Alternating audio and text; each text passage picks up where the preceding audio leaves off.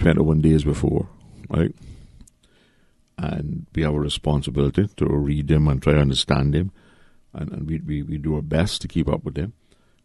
But the fact that the government itself brings amendments, they'll bring a 3-clause bill, and they bring amendments during the sitting to amend 2 out of the 3 clauses, and the other clause is just a title. I believe that is unconstitutional. I raised it with the in committee stage with the Honourable Attorney General, and he says, well, he don't really think it's unconstitutional. But I assume that the reason why there's a constitutional requirement to circulate bills 21 days prior to the start of a meeting is so the public can have an opportunity to look at the bills and people, stakeholders, have a chance to look at it and inculcate it and decide how it's going to affect them and whether they want to see changes to it. And if you come down and you change the majority of the clauses in the bill, that's not the bill that was circulated. So what we are passing into law often is laws that are completely different from what was circulated. And that's a serious risk. I don't like that. And it seems that everything is rushed. 14 bills should take 14 days to get adequate. Because there's a reason why the standing orders are written so that you're not allowed to have 3 readings of move a bill and pass it into the law the same day. It's so that the public can hear, and that's the reason why we go to the expense to broadcast the debate, so the public can hear what's being done, and they can have an opportunity to contact their representative or the government and say, listen, we don't like what it's saying, or what does this mean? But when you pass it all through like we did there, and remember now, that it's even less, because I forgot just now, is that the Thursday was taken out for private members' bills, so we only met on the 14 laws Wednesday and Friday. No, Mr. Will, you referenced 2 things, and I... So it was probably less than 1 hour per bill. Yeah. Respectful, what I ask is that, and this is not the normal sort of largest sample of feedback that we get, but there were 2 things that came out, and I think you alluded to them. One, a very small number of individuals who said, listen, they were listening to the debate, and they're accustomed to having sessions a little bit of time so they can get. But the changes, even in the title and the clauses, they're wondering: is this deliberate on the part of the government strategy to get things through? You come up with oranges and then you say, well, here's some apple bananas. Is that just unfortunate, or is it a deliberate part? It's either very carefully and competent planned, or it's the best example of incompetence you've ever seen. Well, you pick a choice. I really don't know which one it is. Yeah. I would prefer that it's incompetence than that it is not carefully planned and executed. Yeah. But even I have found instances where me and the member for East End under the former government, we worked very closely on bills, and we made sure we read everything that they sent to us and tried to understand it. And you see, you get a bill that amends an existing law. You got to get that law, find out what's amending, what the changes, find out how that affects other clauses in the bill. Mm-hmm. But oftentimes you find that the minister themselves piloting the bill are just not au fait with what's going on. Right. I don't wish this to in any way, not because I'm trying to be overly polite, but when I asked this question, one individual, he said to me, this is akin to a bait and switch sort of sales tactic that he's familiar with back in a different environment. He thought it's hard because there's one particular piece of legislation that he said, wow, they came up with this and this is what was the outcome. It was of concern. Now, this is a very small group of people in this instance. The second thing, though, were that a few people, some of the same, but others who said in the past, legislative assemblies meeting, they get a chance to listen to the rebroadcast when it really came on, or the print media would pick it up, and they'll get to hear what is being discussed, what the politicians and parliamentarians are sharing. But in this instance, there was nothing. By the time it's published in the public domain, it's already passed. Because we met Wednesday, so that was broadcast Wednesday night. Probably didn't complete it in the time period that they how to complete it.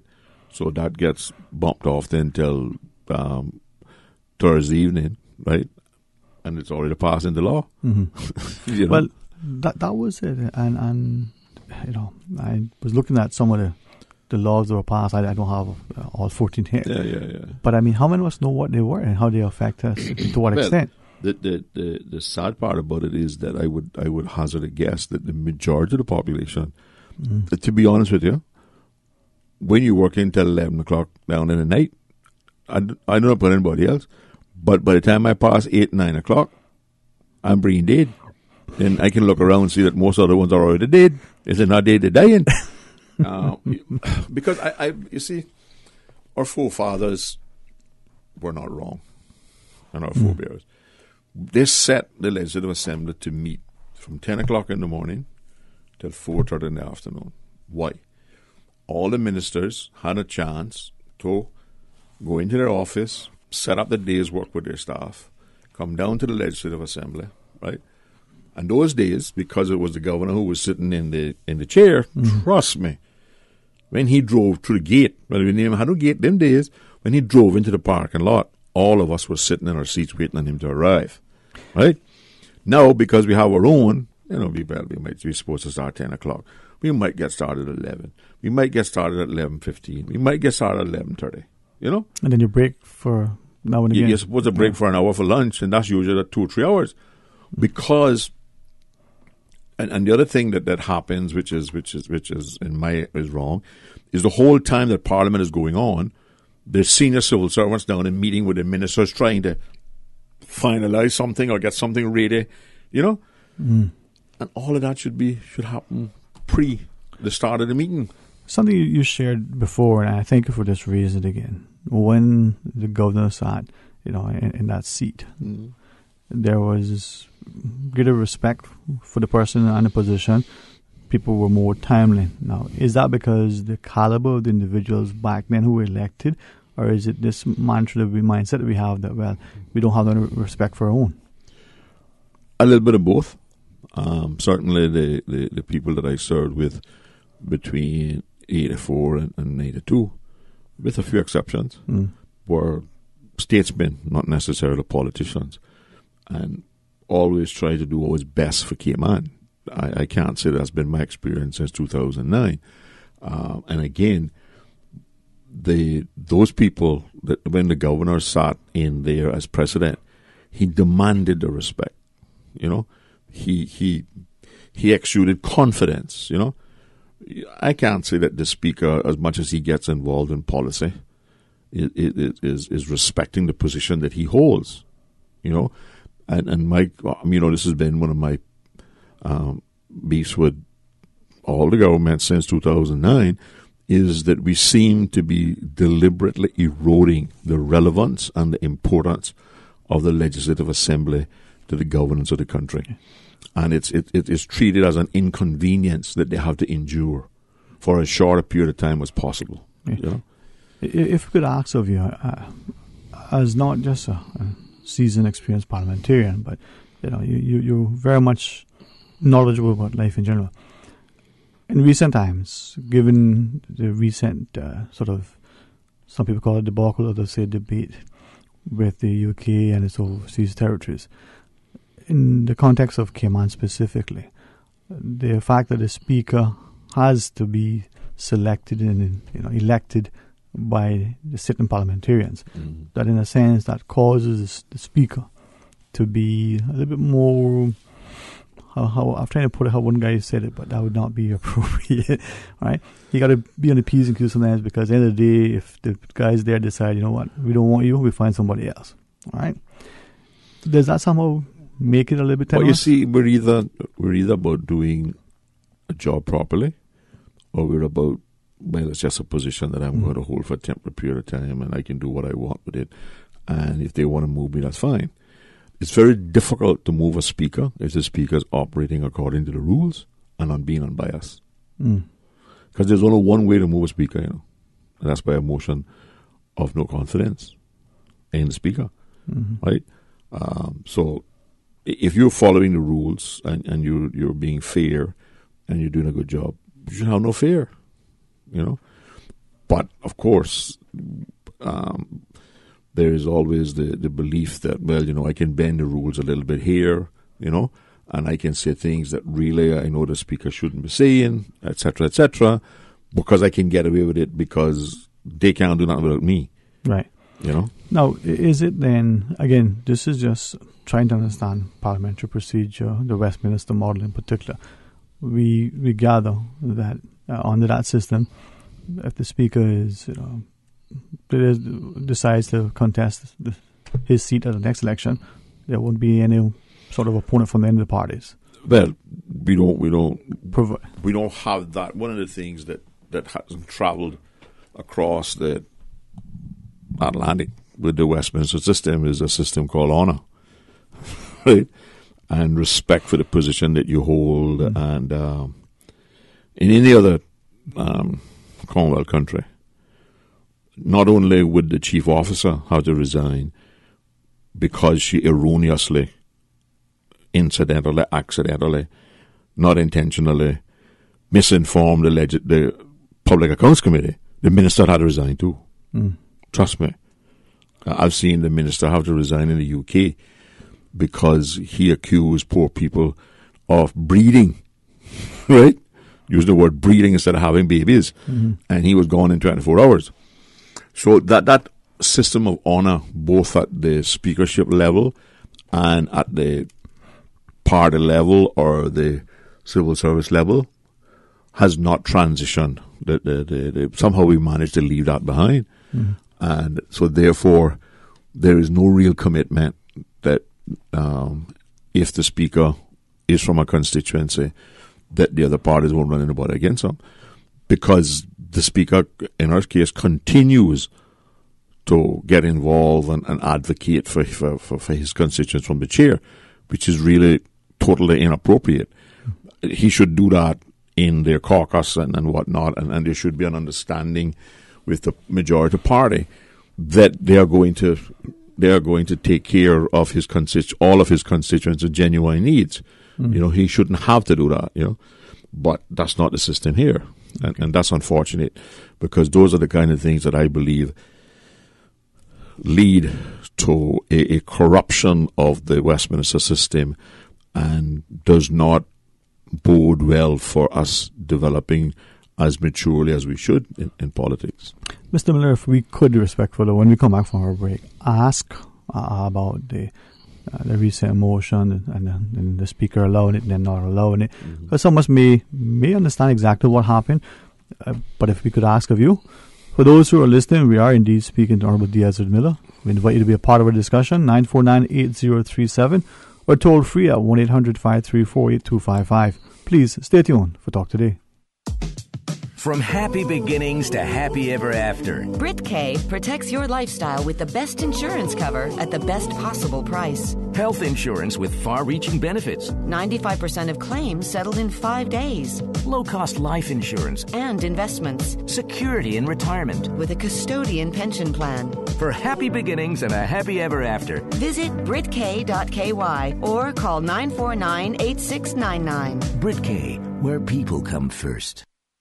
King Sports Center's Art of Fun Summer Camp is back from July 3rd to August 3rd. Now in its 14th year, the Art of Fun Camp is ideal for kids aged 5 through 10 with activities from football, basketball, dodgeball, squash, rock climbing, arts and craft, dance, singing, and more. Your child can stay cool while having fun in a safe and secure environment. For more info, email kings.brebanks@gmail.com. That's kings.brebanks@gmail.com. Or call 946-KING, like King's Sports Center on Facebook, and you can also find them on Instagram, or call 946-5464. King's Sports Center, providing you with all your fitness, recreation, and relaxation needs. Honey, Our fridge has stopped working again. Everything in the freezer is melting. We need to get this repaired right away. I'm calling Brand Source Service. When you need the very best appliance service, call Brand Source Service at 623-5000. Offering service and installation of all brands and models of appliances. Brand Source Service is Cayman's source for appliance parts and repairs with qualified and experienced technicians and the island's largest stock of appliance parts.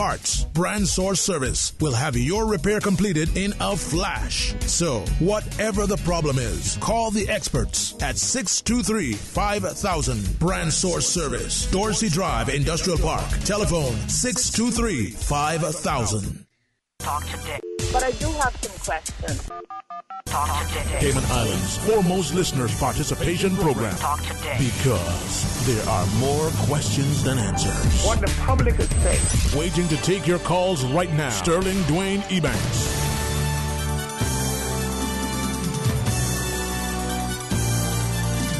Hey, good afternoon. Welcome back to Talk Today. 949-837 or toll free at 1-800-534-8255. Mr. Ezra Miller, the Honourable Opposition Leader, Honourable D. Ezra Miller. Sir, thanks again for the Thursday afternoon, talk as we call it. Yeah. There are some of us, and I would ask you and everybody else if this is an improper statement, right? Because I don't mind being wrong if I can learn from it. But I believe that every single Caymanian should be involved in politics. First and foremost, when you're eligible, getting registered to vote. And then secondly, participating in the process, however you wish to do so, right?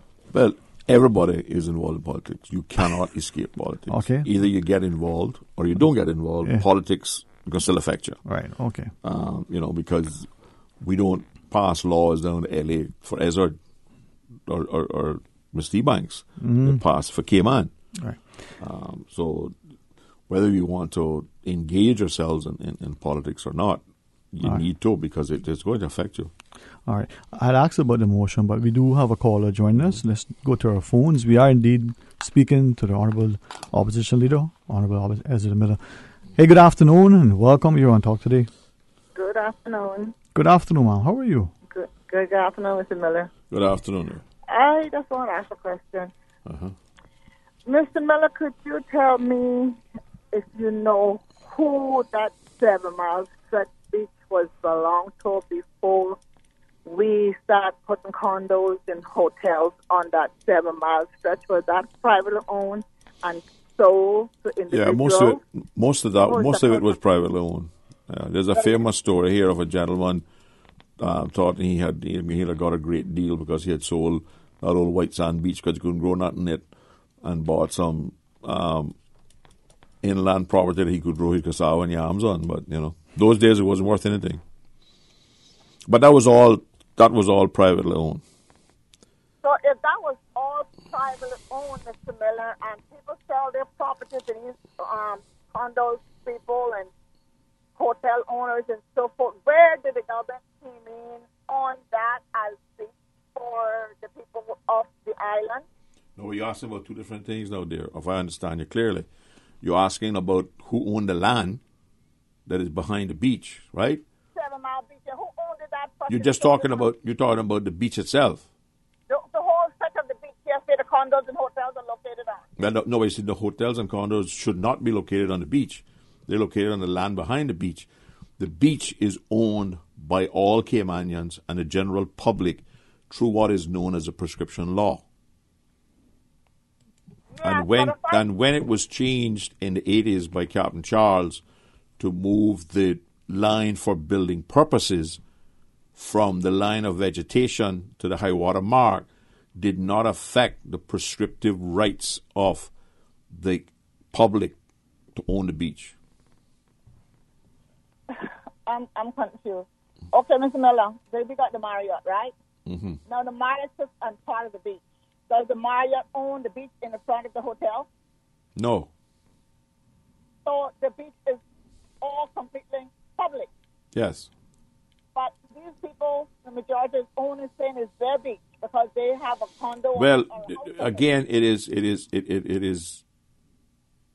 registered in their name on the cadastral survey down to the high water mark. but they cannot stop you, the public, from having access to the beach and using the beach for normal purposes. Because we have a prescriptive right to use the beach. Yeah. So when they build these hotels and condos on the 7 Mile and they keep putting these little beach access in between these places, whose idea that was? Well, the planning law or forefathers saw the wisdom in if they're provided, once it's over 200 feet, I think it is, they must provide a 6-foot access for the general public to get to and from the beach. Otherwise, if they didn't do that, then there would be no access to the beach other than those that had been earned under the prescriptive law. Because all over the years in history, they've always been what we call bay roads that went from the public road to the beach. Beach access that is on the 7 Mile stretch. Some of those are original bay roads. Some of those are prescribed by the planning law and have to be left for people to access, and they're supposed to be left open. They're supposed to be free, uninhibited access. Well, there's emergency down on the beach. Where does the ambulance and the fire truck and everything come in at down there? How do they get down to the beach with individuals? Well, there's a couple. Unfortunately, those little 6-foot right-of-ways will not allow the ambulance to get down there. But all of the buildings, to the best of my knowledge, in order to comply with planning regulations, must provide fire truck access to the buildings on the beach side. Well, have you took a tour on the beach lately on the 7 Mile stretch? I don't think we got any of them down there. Or if we do have them, not too many, you know.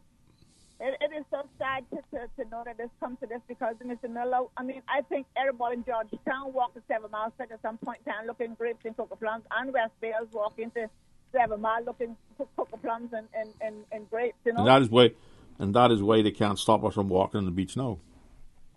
And to see that we got very little of the grape trees down there and the cocoa plum trees left down there, just pure concrete buildings. And I tell you, it's such a sad day here in the Cayman Islands. But Sterling, sweetheart, could you ask the lady there what her name is again? Yes, ma'am. So please play The Beach is Mine. I can be here anytime for the closing. Oh, yeah, yes, ma'am. Yes, ma'am. And thank you very, very much indeed. And I believe, respectfully, Mr. Miller, we may have another caller join us. Good afternoon. Welcome. You're on Talk Today. Hello, good afternoon. Hello. Hi, good afternoon, ma'am. I'm just inquiring. Like, as a leader for the district, I myself reside in Northside. I haven't seen any community gatherings. I haven't seen anything given back to the community. I mean, like, what's going on, really? Well, where you live in Northside? Of course, I live in Northside. Well, let me tell you some of the things that happen. Every month, the last Thursday of every night, we have a district council meeting at the Civic Centre. The whole public is invited to it.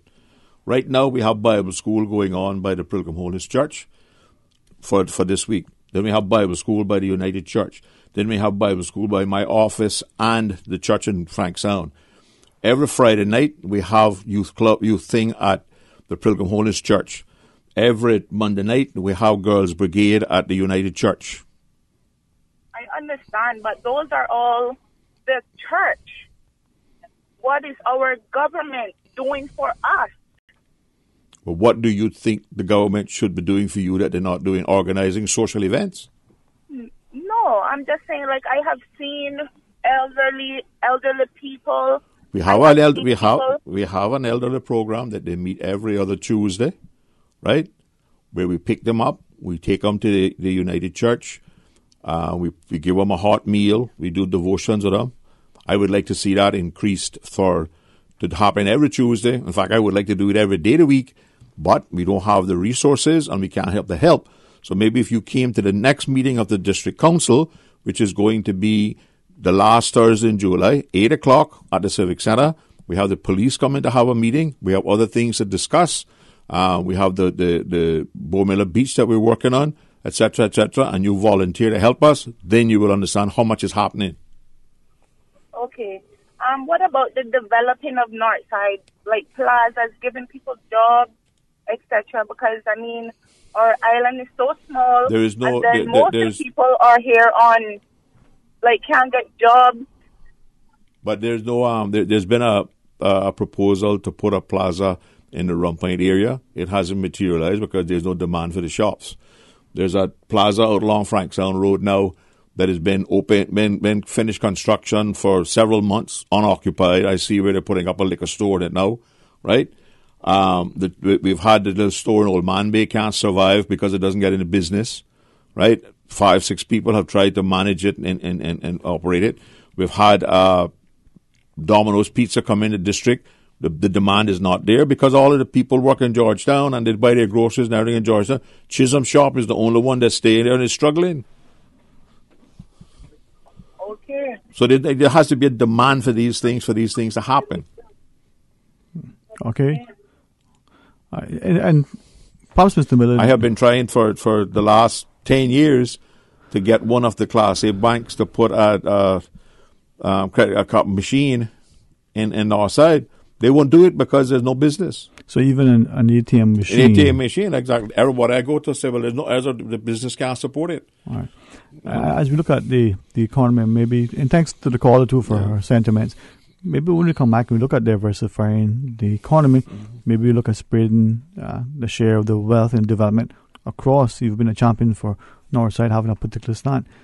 We invite your comments when we continue after the break. Please stay tuned. Kia Soul passes it to Kia Sportage. Sportage makes a stylish move over to the sleek Optima. Optima then flicks it across to the 7-seat Sorrento. Sorrento heads it. Goal! Kia! It's time to score with the entire 2018 Kia lineup at GT Motors. Get up to $3,000 cash back. The first 50 customers will score a World Cup replica football and mascot. Hurry, it's the best thing that's happened to car buyers all year. The 2018 Kia clearance sale, only at GT Motors on Godfrey Nixon Way. Kia, driving football fever. Hon, what do you say we do a staycation this month? What? With all these bills, you really think we could find money to do that? Well, you obviously haven't seen that CUC bill this month. Do I ever want to? You think that cleaning the AC filter, setting the thermostat, timing the water heater, and resealing the windows and doors was for nothing or what? We is going on a staycation, honey. CUC, you've got the power, CUC. This message was brought to you by Caribbean Utilities Company Limited. Remember, you've got the power to conserve the energy you use and save. Nursing, education, social work, media studies, hospitality, electrical, plumbing, AC. Wow, I didn't even know that the University College of the Cayman Islands offered all that. Yes, all that and more, as well as event management and QuickBooks. They also did customized training for our staff last month. Hey, didn't your son just graduate from high school? Take him so he can apply for the fall semester. Pursue your academic and professional goals at UCCI. Admissions are ongoing. Classes start August 27th. Visit them or call 623-8224 to learn more. Give me freedom, give me fire. Cave Bar and Lounge in Northside, your home for all the World Cup action. Open daily from 10 a.m. with $70 bucket specials during all World Cup games and daily happy hour specials. Feel the passion, feel the fire, free the mind, and enjoy the game at the Cave Bar and Lounge, located on Frankstown Road in the Old Nico Norte. When I get older, I will be stronger. They'll call me freedom, just like a waving flag. So wave your flag. Cave Bar and Lounge. Talk today. But I do have some questions. Talk today. Cayman Islands' foremost listeners' participation program. Talk today. Because there are more questions than answers. What the public is saying. Waiting to take your calls right now. Sterling Dwayne Ebanks.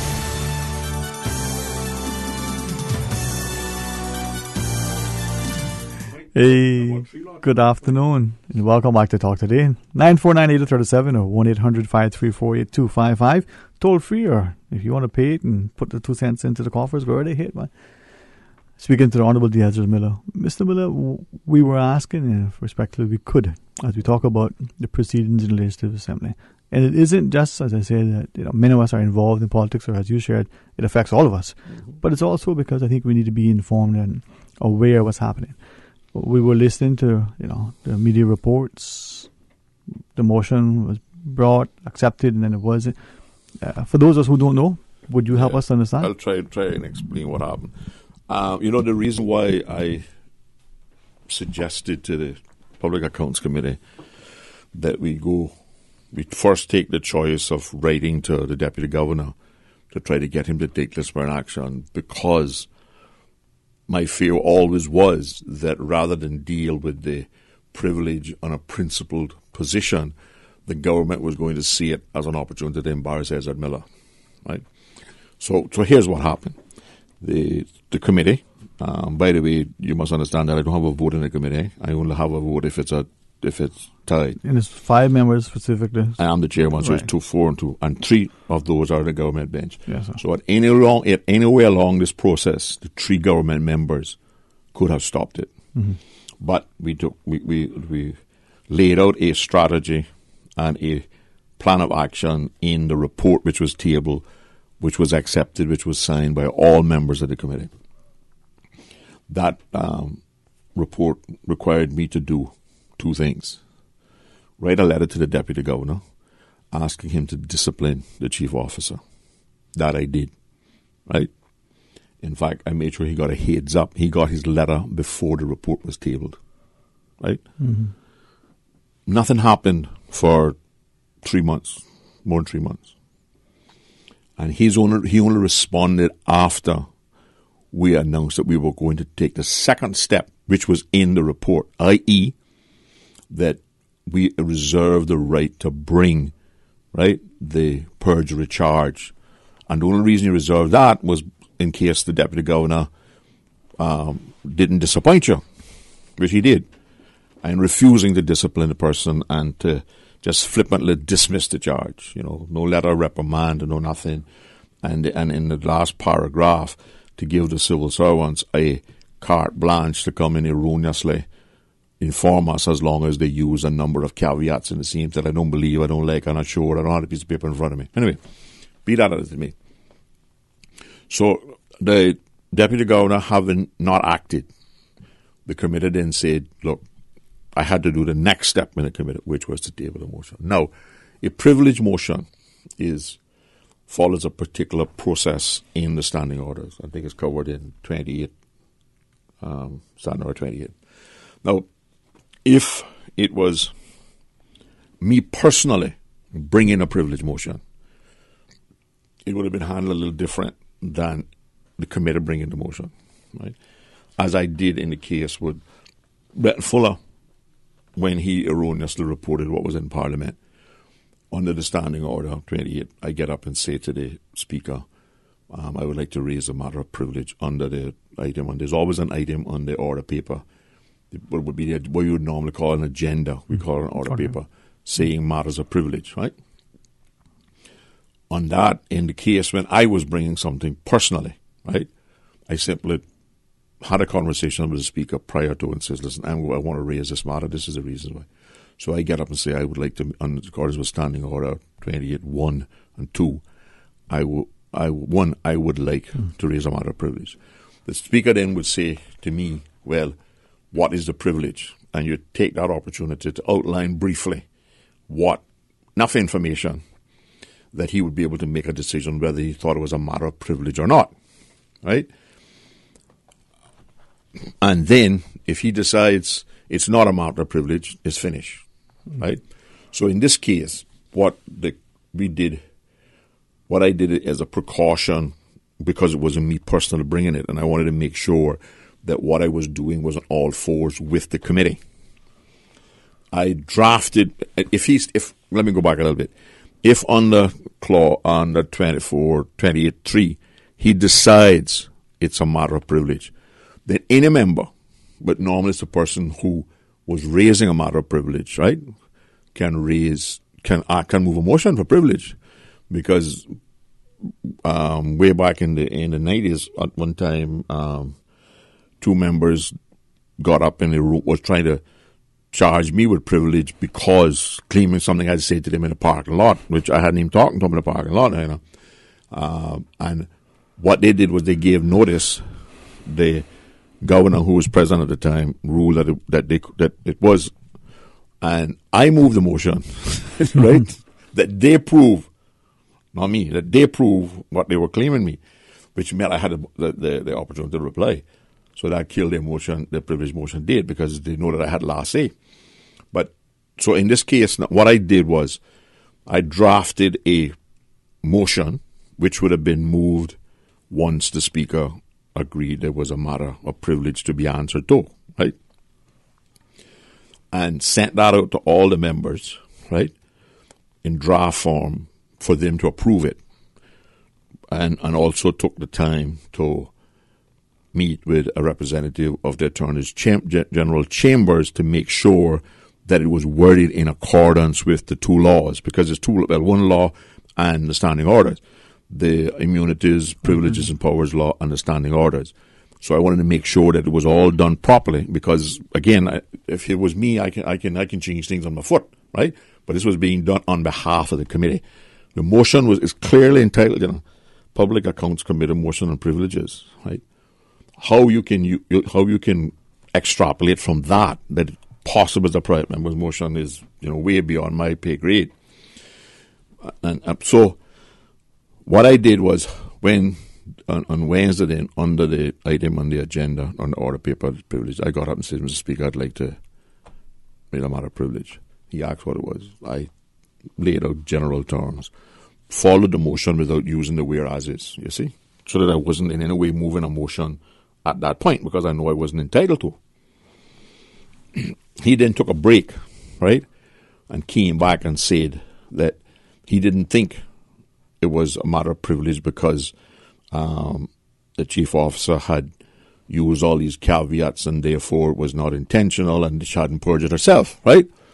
Now, he's entitled to that decision. I think that it is a little bit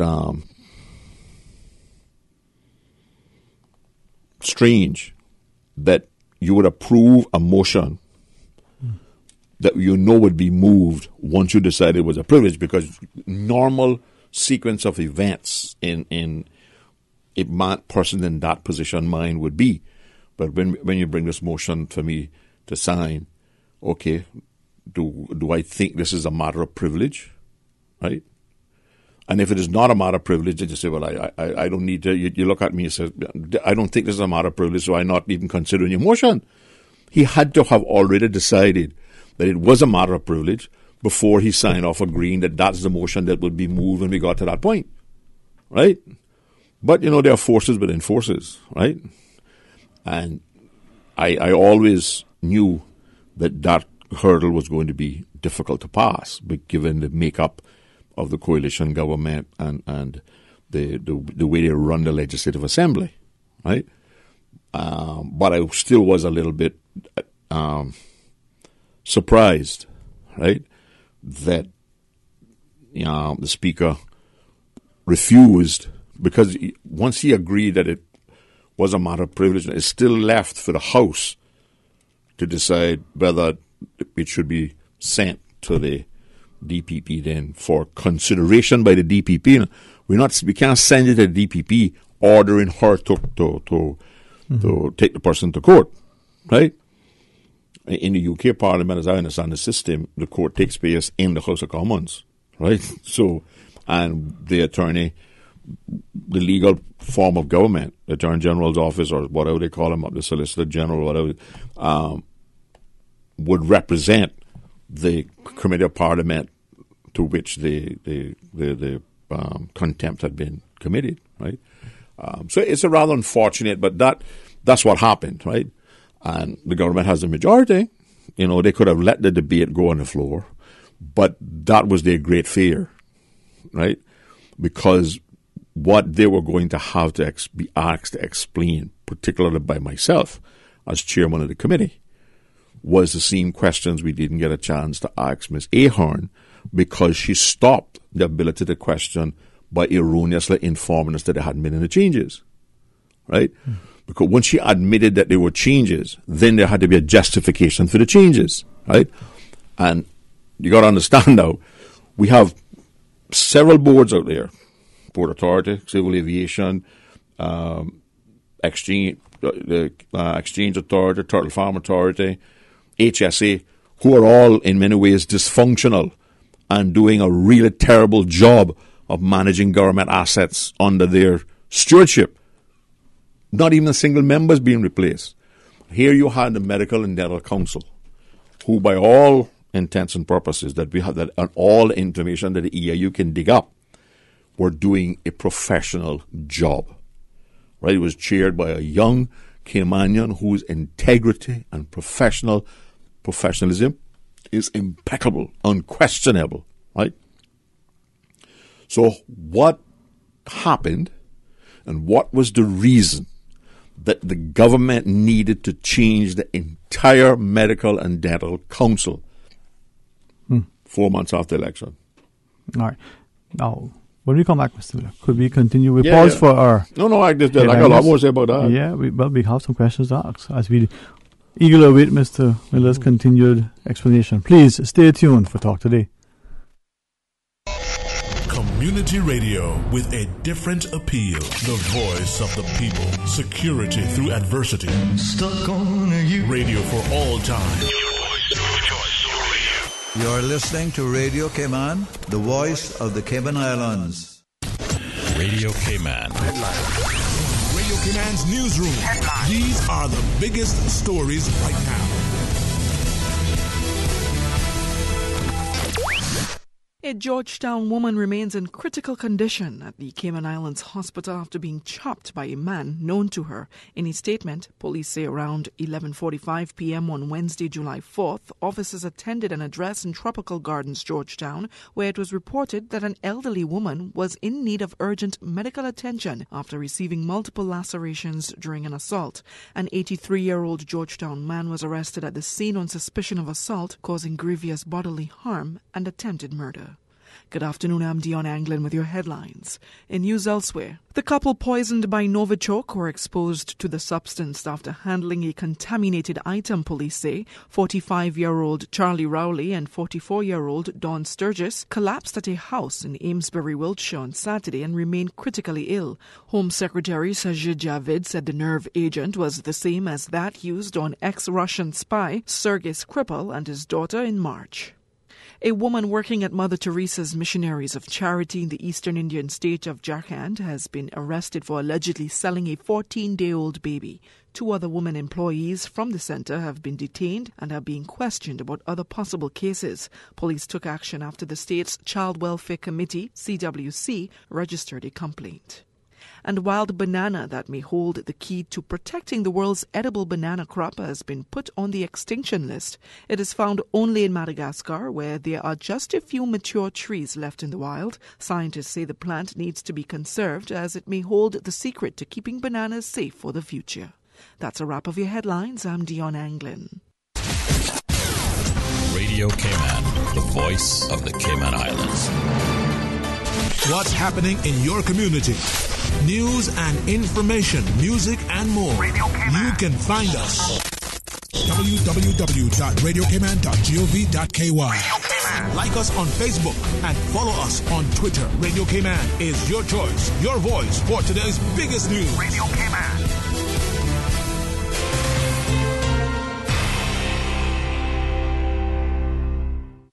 If you're ready to talk, we're willing to listen. Radio Cayman's Talk Today with Sterling Dwayne Ebanks. Call 1-800-534-8255. That's 1-800-534-TALK.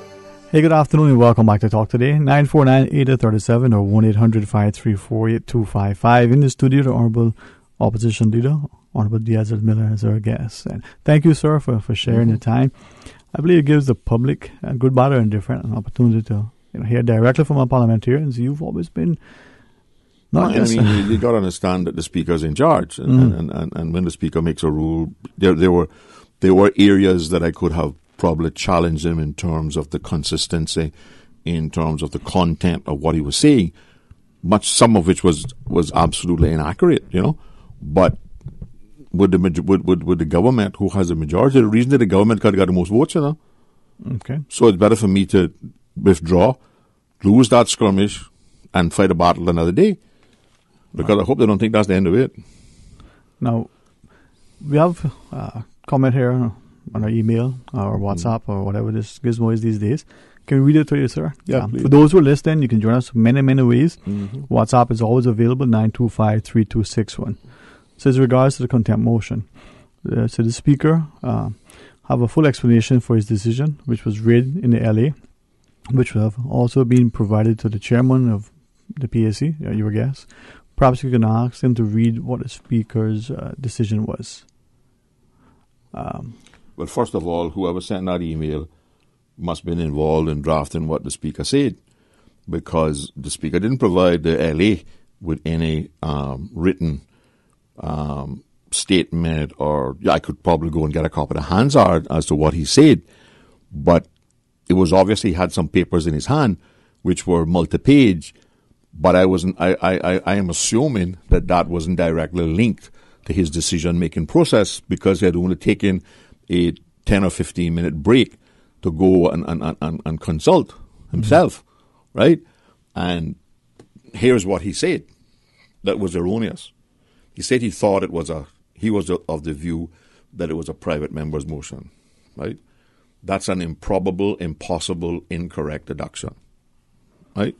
The title on the motion said Public Accounts Committee Motion on Privileges. That was the title. He said that it was only signed by 2 members. Again, I have a signed copy by him, signed by 3 members, right? He used the same language in his explanation as to why he didn't think it was a matter of privilege. In fact, he didn't rule it was a matter of privilege. He ruled that she hadn't perjured herself, right? Which, again, if you want to get into semantics, and maybe that emailer, like I say, no more than he's willing to admit about why the process was tampered with and why it was hampered, right? So it's what it is, but he didn't provide me with any written explanation. Okay, can we read this other part as well? It says, you must also consider that the speaker is new in this role and is not familiar with all the nuances of his authority. Therefore, it is completely within due bounds that the speaker may have granted his initial request, but thereafter taken advice when prompted, which prompted a reversal. That reversal was what was read out by the speaker and likely given to the chairman. Well, like I say, I can emphatically say that the speaker gave me nothing. Okay. All I heard was what he was saying, and my comment to the speaker off mic was, I'm sorry to hear that you have been so erroneously informed of what was going on. Now, you can't give me that excuse. Somebody who calls themselves the father of the house because he's been there 20-odd, way, 30 years, right? And you're not familiar with the rules. Since 1984, I think. Yeah, a couple of years. Continuously. But again, that's obviously, I don't know who it is, and I don't wish you to tell me who it is. Well, right? you know my policy. So. Right? Yeah, and I wouldn't expect that. But Yes, it is sir. obviously somebody who was involved with the decision and how they came about making the reversal. Okay. That's all I can tell you. All right. If I might, and I was trying to read this verbatim, but I don't wish for it to sound vitriolic. Certainly not from my tongue, unless it's deliberate. This person comments, picking up, I presume, on your earlier comment about, one thing that didn't travel across the pond was honor and stuff. And this person is asking, well, in that instance, then, should it then behoove to ask the chief officer to resign in order to maintain credibility in the civil service? Well, we have 2 instances where the deputy governor was offered the opportunity, shall I say, to act based on chief officer's performance before the Public Accounts Committee. In the first instance, it was a Caymanian with many, many years of service who did not erroneously inform the Public Accounts Committee. She just refused to move from the government stated position. Whatever we asked her, she repeated the government stated position, right? I don't know if she was asked to resign or she was asked to retire. I know she's not working in government anymore. Okay? The second opportunity that the deputy governor had to deal with one of his chief officers' performance to PSC was in this case with Miss Jennifer Ahern. The Deputy Governor is aware that she erroneously informed the committee in 2015. Because I talked to him about it after the report was tabled. He is aware that she erroneously, mistakenly informed the Public Accounts Committee in 2017 because I discussed it with him after the report was tabled, and I used very deliberate and strong language in the report because the legal advice that we were given as a Public Accounts Committee at the time was that we couldn't charge them with privilege and perjury because they hadn't sworn an oath to tell the truth. Okay? The Deputy Governor was asked. The Deputy Governor was not asked by the PSC to discipline the first chief officer that no longer works for government. He done that on his own. Right?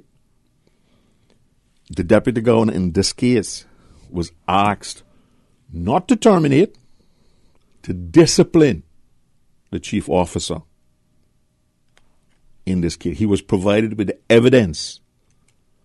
He was provided with documentary evidence that same chief officer had to produce, which contradicted the statement that she made. But again, the fundamental problem here is the government needs to explain to the public why it was necessary 4 months after an election to remove the total medical and council board. What did they do that was so wrong? Right. Mr. We have another caller online, sir. As we're speaking to Honorable Diaz Miller, we go to our phones. Good afternoon. Welcome. You're on Talk Today. Good afternoon, Mr. Dean. Good afternoon, my friend. How are you? All right, man. All right. Yes, sir. Good afternoon, Mr. Ezra. Good afternoon, sir. I like your stories, man. Well, I wish there were stories, but you can't make this kind of stuff up, right? I know. This is real reality TV. Don't worry, I know. I'm Yeah. not calling them stories. Almost every story that they have got some truth to it. Not true? True, yep. Right. But I saw daily, this direct came 1 minute, but I got asked you this question. Mm-hmm. What do you think would be more what you would fear more if you went to go and talk to CARICOM, right? The CARICOM meeting that's supposed to be coming up. Mm-hmm. What do you think you would fear more, the beneficial ownership or the proposal legalization or decriminalization of cannabis? Well, I don't fear either one of those, really. It is public knowledge that I have said that I believe it is time to decriminalization consumption. Listen to me carefully. Decriminalization, personal consumption of marijuana. I think we still have to deal with the dealers and stuff who are out there manipulating the laws and profiting from it, right? But I think that this opening up the beneficial ownership is much more detrimental to Cayman than decriminalizing marijuana.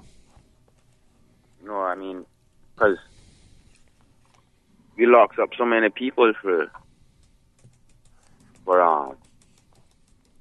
cannabis, right? Yep.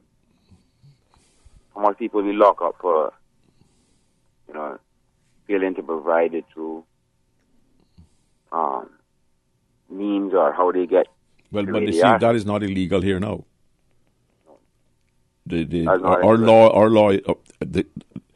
Our company legislation requires you to identify who the owners are, but it is only government. It's only for government eyes at the moment.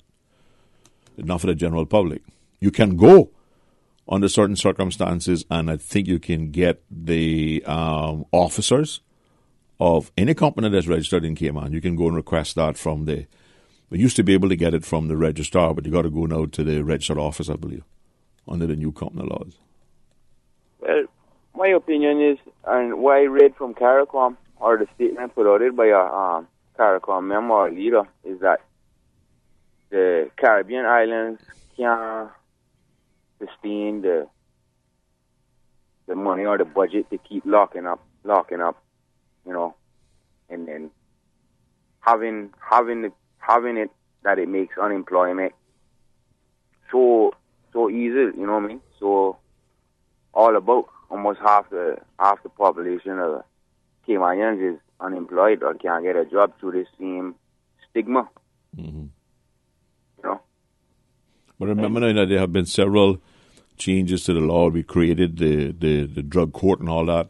And if you go in there and you take the counsel and you take the stuff, you don't normally get a record now for consumption if you go through the drug court, and you don't go to jail if either. you go through the drug court, but have you been through the drug court? The drug No, court I don't have no is reason. very- No. I don't have no reason to go to the drug court. No. They like demand your urine from you, you know. Well, but how else can they determine that you're being rehabilitated if they can't test your urine? Just leave me alone. Let me get my job. Huh? That's the way I see it. But you can't hold a job. You can't hold a job under those situations. No. But Because tell me I something. mean, most of the employers around here now, and for good reason, can ask for drug tests. And But trust me, you the got- problem is not the drug test; it's the consumption thereof. But I'm asking you. Let me ask you one question. Trust me, you're gonna love it. Can you lock me up just because you don't like seeing me do something? No, I can't lock you up. Period. But the court can lock you up if you break any law. They don't have to just be. They don't have to be drug law only. Oh no, I know, but it looks like to me that this law is only made just because people don't like seeing other people do something that they wouldn't do or they can't do. No, I think that there are many reasons to have drug laws, and I think that there are many things that drugs does to society that are wrong and injurious, not only to the person consuming it but to the people surrounding them. But is there also that kind of sense going to alcohol and tobacco? Agreed. No. But there's certain controls on both. No, there's not. I can go up in the gas station. I can buy any more. I can go and buy If you're any over more 18, cigarette. yeah, if you're over 18. Yeah, but it don't matter. The 18-year-old can be waiting out there for the cigarette. But then you breaking the law if you do Second that. hand still, right? But I'm just asking you, right? Like, how these laws come about? These laws come about Remind me because that. society want the laws. MLAs don't make laws in a vacuum, you know. Could society be tricked into going into, being okay with these laws being provided? But I don't think they can be tricked into it because these have been around a long time. Oh, because you see why I say that, right, is because the message that has been put out there about cannabis from the 80s, the Ronald Reagan is that is very, very dangerous. That it will make you psycho, make you kill your parents, make you And there is run up and down in a there circle. is substantial evidence to that fact. Oh, a movie, yeah, there is a movie of that, yeah. No, there's scientific Some fact to that, fictional my movie. friend. But there's scientific facts too that it also cures cancer and No, but health. what you're smoking is not what they claim includes the cancer. You know, there are other ingredients that you smoke in that are not included in the medicinal form of marijuana. Excuse me, Now, sir, but and you're talking my area of expertise now, so you know. have you ever smoked it? Never in my life, and have no reason Never to in do your it life. now. So you know that But I don't have to stand up in front of a bus and get knocked down to know that the bus knocked me down if I stand up in front of it. The busted. What? The way you mean is that you don't have to, I don't have to smoke it to know what it will do to you. Just like I don't have to take blood pressure tablet to know what it'll do to you. There are chemical processes that occur. All right. That have biological reactions. I don't know. Perhaps, But so getting back to the to this fiasco that we're dealing with the Right. actions of the deputy governor. Like I say, as I was saying, the PSC didn't ask the deputy governor to inflict any particular form of discipline, right? And you're telling me that the erroneous, he admit that the documents that the PSC provided contradict what she says, you know. That's in his letter. But he don't think she did it deliberately. He think it was erroneously stated. I can tell you it's deliberate. The reason it was deliberate is for the same reason now.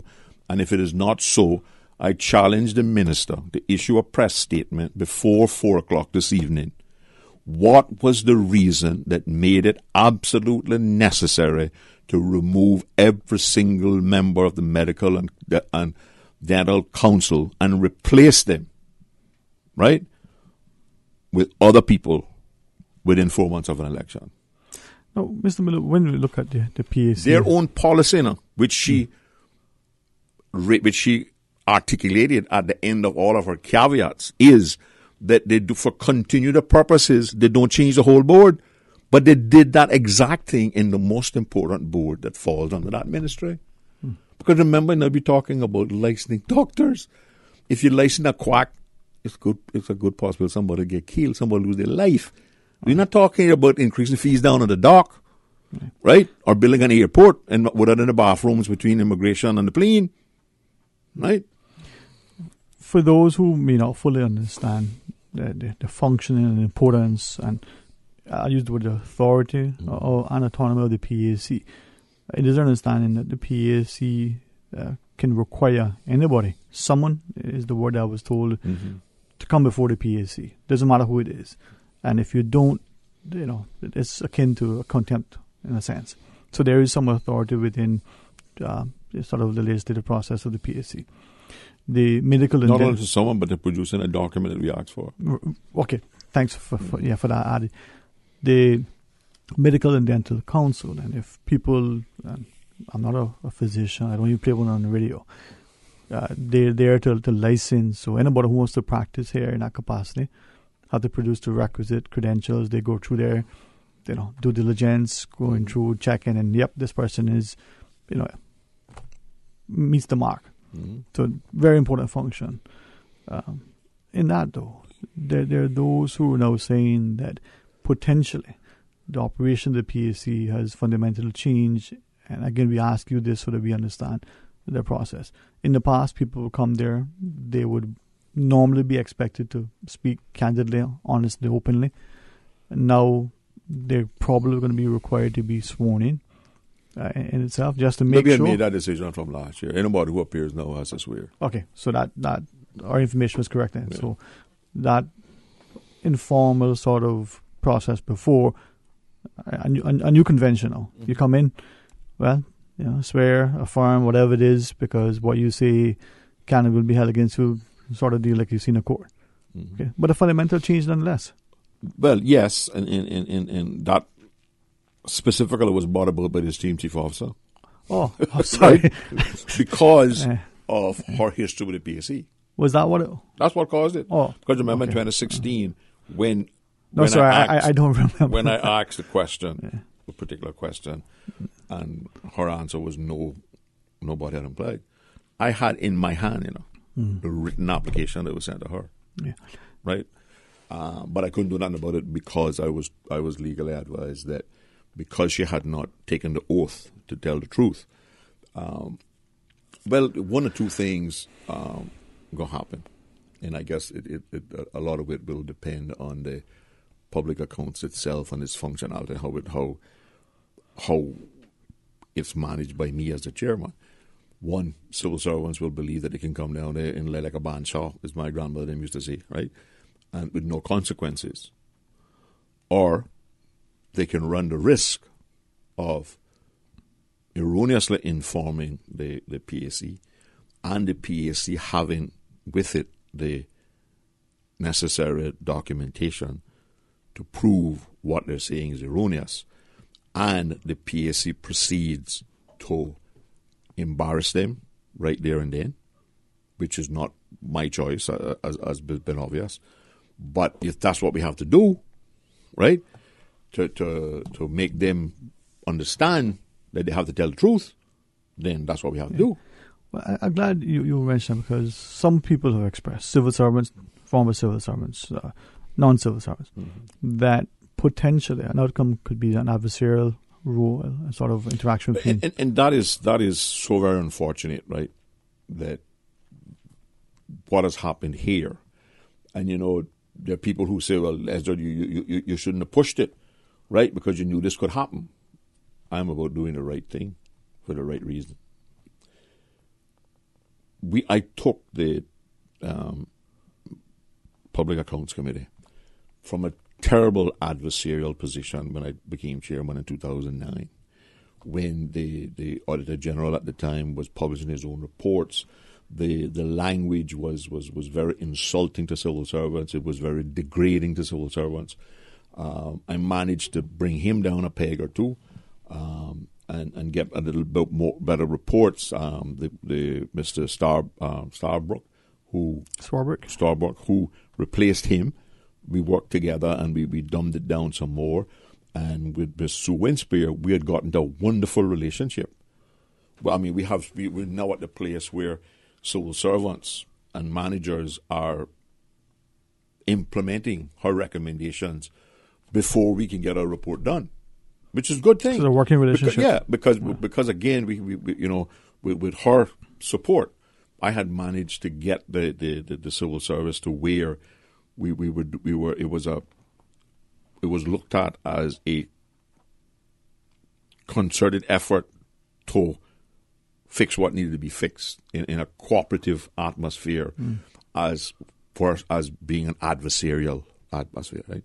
The risk we run here is that the inaction or the deliberate action by the Deputy Governor to dismiss the charges, the action by the Speaker and the Legislative Assembly not to hold a person account, knowing that the Deputy Governor said we had been erroneously informed, right? Now, it doesn't matter whether it's deliberate or not, an error is an error, right? Is that we will get back to that adversarial position, which in my view would be unfortunate because I think we're having much more success cooperating with each other between the Audit Office, the Public Accounts Committee, and the senior management in the civil service. And my job now is to not let this, do all I can not to let this one person and these two events of the Deputy Governor refusing to discipline her, dismissing the charges, and the Legislative Assembly refusing, in my view, to support the Public Accounts Committee in airing the discrepancy. Mr. Miller, from the idea of good governance and the like, if we could ask then, the convention seems to be developing that the chief officers, whether it's a rotating or however that basis is selected, are now sometimes acting deputy governor, chief officers en masse. How does that play out now in this instance? Well, that is, again, counterproductive in this way. When Mr. Ebanks was the deputy governor, only one person acted, the one who's president deputy governor. That's succession planning. How can you be success planning if you got what is 8 or 9 chief officers, and there's a rotational basis as to who acts in deputy governor? Now that in my view is a cop out of being able to make a judgment and say, listen, the person who normally comes up this thing would be I think France was in charge of this, is what Mr. Wesley Howell is now, the civil service and immigration and other things like that. But have one person act until they prove to you they're not worthy to be promoted deputy governor. Then you move on to another one. But the problem we have is that there is no succession planning in the civil service period. You can't have a situation in the civil service where the persons act on many, many occasions. They do a good job in acting. They act for long periods of time sometimes, right? It's been described by the man from East End as Hollywood, remember? And Bollywood, both, right? And then when it comes up, when the post becomes vacant, the person who has acted and who has all expectations of getting the job because they've been doing all the acting has to suddenly compete with everybody else in the civil service. All right. You know? Well, when we come back from our break... That's when kisses go by favor. That's a saying I've heard, huh? Kisses go by favors, huh? Somebody recognize it. I try to be in favor all the time when it comes to kisses. If they're chocolate kisses. Yeah. All right, when we come back, let's continue our discussion. I invite you to call if you so choose. You want to message us on WhatsApp, 925-3261. Stay tuned for Talk Today. The Advance Automotive Chevrolet 30-day countdown is on. For the month of July, save big with once-in-a-year pricing on all remaining 2018 Chevrolet models. Advance Automotive is making room for 2019 models with unbeatable pricing on remaining 2018 models. We are in the last 25 days. Come and see the 2018 Trax Compact SUV, the most equipped vehicle in its class, and available with $500 cash back. 30-day countdown from Advance Automotive. Visit the showroom on Owen Roberts Drive or visit AdvanceChevrolet.com today. Give me freedom, give me fire. Cave Bar and Lounge in Northside. Your home for all the World Cup action. Open daily from 10 a.m. with $70 bucket specials during all World Cup games and daily happy hour specials. Feel the passion, feel the fire, free the mind, and enjoy the game at the Cave Bar and Lounge, located on Frankstown Road in the Old Nico Norte. When I get older, I will be stronger. They'll call me freedom, just like a waving flag. So wave your flag. Cave Bar and Lounge. Why rush around paying bills when you can pay most of your bills online? Cayman National offers an extensive list of service providers. Visit CaymanNational.com and log on to our personal or business online banking systems. Not an online banking customer? Contact their customer support team on 949-8300 for more information. Sports fans, tune in to Radio Cayman's Sports Extra Show. Hi, I'm Bruce Lee Colson. Sports Extra. This and every Tuesday night, right here on Radio Cayman, 89.9 and 93.9, Cayman Brack and Little Cayman. Sports Extra, from 7 to 8 p.m., right here on Radio Cayman, the voice of the Cayman Islands. Sports Extra. Proudly brought to you by King Sports Center, providing your fitness, recreation, and relaxation needs. Nursing, education, social work, media studies, hospitality, electrical, plumbing, AC. Wow, I didn't even know that the University College of the Cayman Islands offered all that. Yes, all that and more, as well as event management and QuickBooks. They also did customized training for our staff last month. Hey, didn't your son just graduate from high school? Take him so he can apply for the fall semester. Pursue your academic and professional goals at UCCI. Admissions are ongoing. Classes start August 27th. Visit them or call 623-8224 to learn more. Hi, I'm remodeling our bathroom. I have a few questions. Sure. What are some ideas to make my bathroom feel larger? How do I know if I'm picking the right vanity? How do I choose a new toilet or a new countertop? Also, the lighting is terrible. Can I put a window or a skylight? And do I really need an exhaust fan? You've come to the right place. At Brand Source, we custom design kitchen and baths, and our talented design team can help answer your questions. Whether you're looking for a modern, functional family bathroom or a luxurious personal retreat, we'll help create that beautiful space that makes your home yours. And if you're in a rush for a new look and have a limited budget, our ready-to-install bathroom vanities, built with solid wood and countertops of the finest materials, are a quick and easy remodeling solution. For the very best in custom-designed kitchens and baths, visit Brand Source Home Gallery on Dorsey Drive, Industrial Park, Cayman's new kitchen and bath center. 89.9 Radio Cayman helps you to weather the storm during this hurricane season. One of the most crucial elements of hurricane preparedness is storm awareness. During the season, it is of utmost importance to pay attention to the latest local weather forecast, as hurricanes do not suddenly form or strike. There are various methods of advanced notification. Utilizing such may be the difference between a favorable outcome and disaster. Both television and radio serve as excellent mediums with up-to-the-minute storm path information in the wake of a hurricane. Another method of tracking a hurricane may be only arm's length away. Your smartphone or tablet can be your most valuable tool before, during, and after a storm, providing countless numbers of apps with crucial hurricane information. Many apps allow you to track storms with moving radar and satellite imagery, plus offer alerts, current conditions, forecasts, advisories, and even video. This hurricane preparedness tip was brought to you by your community radio station, Radio Cayman, 89.9 FM. Talk today. But I do have some questions. Talk today. Cayman Islands' foremost listeners' participation program. Talk today. Because there are more questions than answers. What the public is saying. Waging to take your calls right now. Sterling Dwayne Ebanks.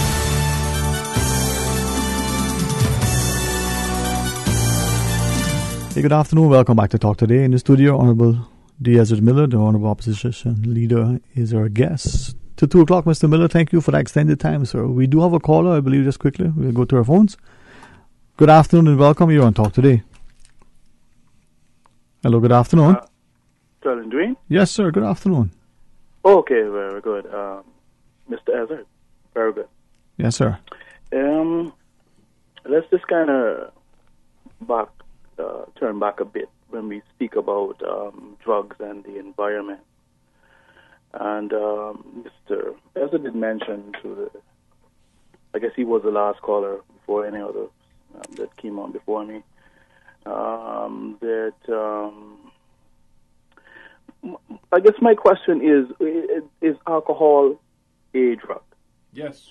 And then he mentioned that society chose to have particular drugs legalized more than others. Is that so? Yes. Okay, good. The 18 bills that were passed in the House recently, they weren't subject to public inclusion, but they are laws. No, now, you understand how the system works, right? The government is required by the Constitution to publish these bills by Gazette notice 21 days prior to the start of the meeting, right? All of those bills were published. Now, one of the things that didn't happen, which I've always advocated for, I've always said that should also be published in the daily newspaper, because not a lot of people may have access to the Gazette, right? But it's also the responsibility of the members of the Legislative Assembly, right, to get out in the public and get input from their constituency on these bills. Yes, which is important. Right, important. And I do it all the time. I've been doing it all of my political life. I've been talking about participatory democracy. That's part of it. Are we saying, Mr. Ezard, that most people have agreed to, because we have so many issues of people dying from alcoholism and people being killed on our streets, or any other incidents based around alcoholism, that somehow we have chosen this drug of choice, but it's actually a menace compared to, what say you? Well, most drugs in this country are controlled, whether they're prescription, which also is abused in many ways, right? But the only time that I'm aware that the Cayman Islands actually produced a national drug plan that was articulated prior to it becoming government policy in every single town hall in the Cayman Islands, including Cayman Brac, was 1989 when I did the national drug plan for the Cayman Islands, the emphasis on which was demand reduction through education, right, with a rehabilitation component on the end for those who were already hooked on drugs, right? That plan has never been continued since I left office in 1992. There is no national drug plan now. There's nothing out there now that the country can say this is how we want to approach drug abuse in our society. And yes, you are right in that the society, from my point of view, incorrectly and in many respects wrongly, have accepted alcohol, which in that drug plan, alcohol was considered a drug, was considered one of the main gateway drugs. And that plan dealt extensively with alcoholism, right? And we have, as a society, we have accepted that the problems with alcohol we can tolerate. We can pay for the people who get cirrhosis of the liver. We take care of the health care and all this sorts of stuff.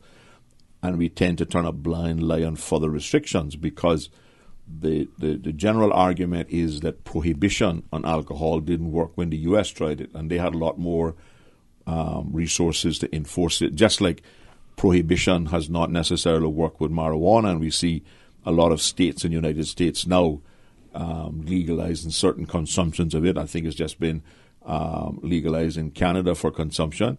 So that's the trend in the world now, but Cayman is lagging in many respects too far behind it. Anything else, sir?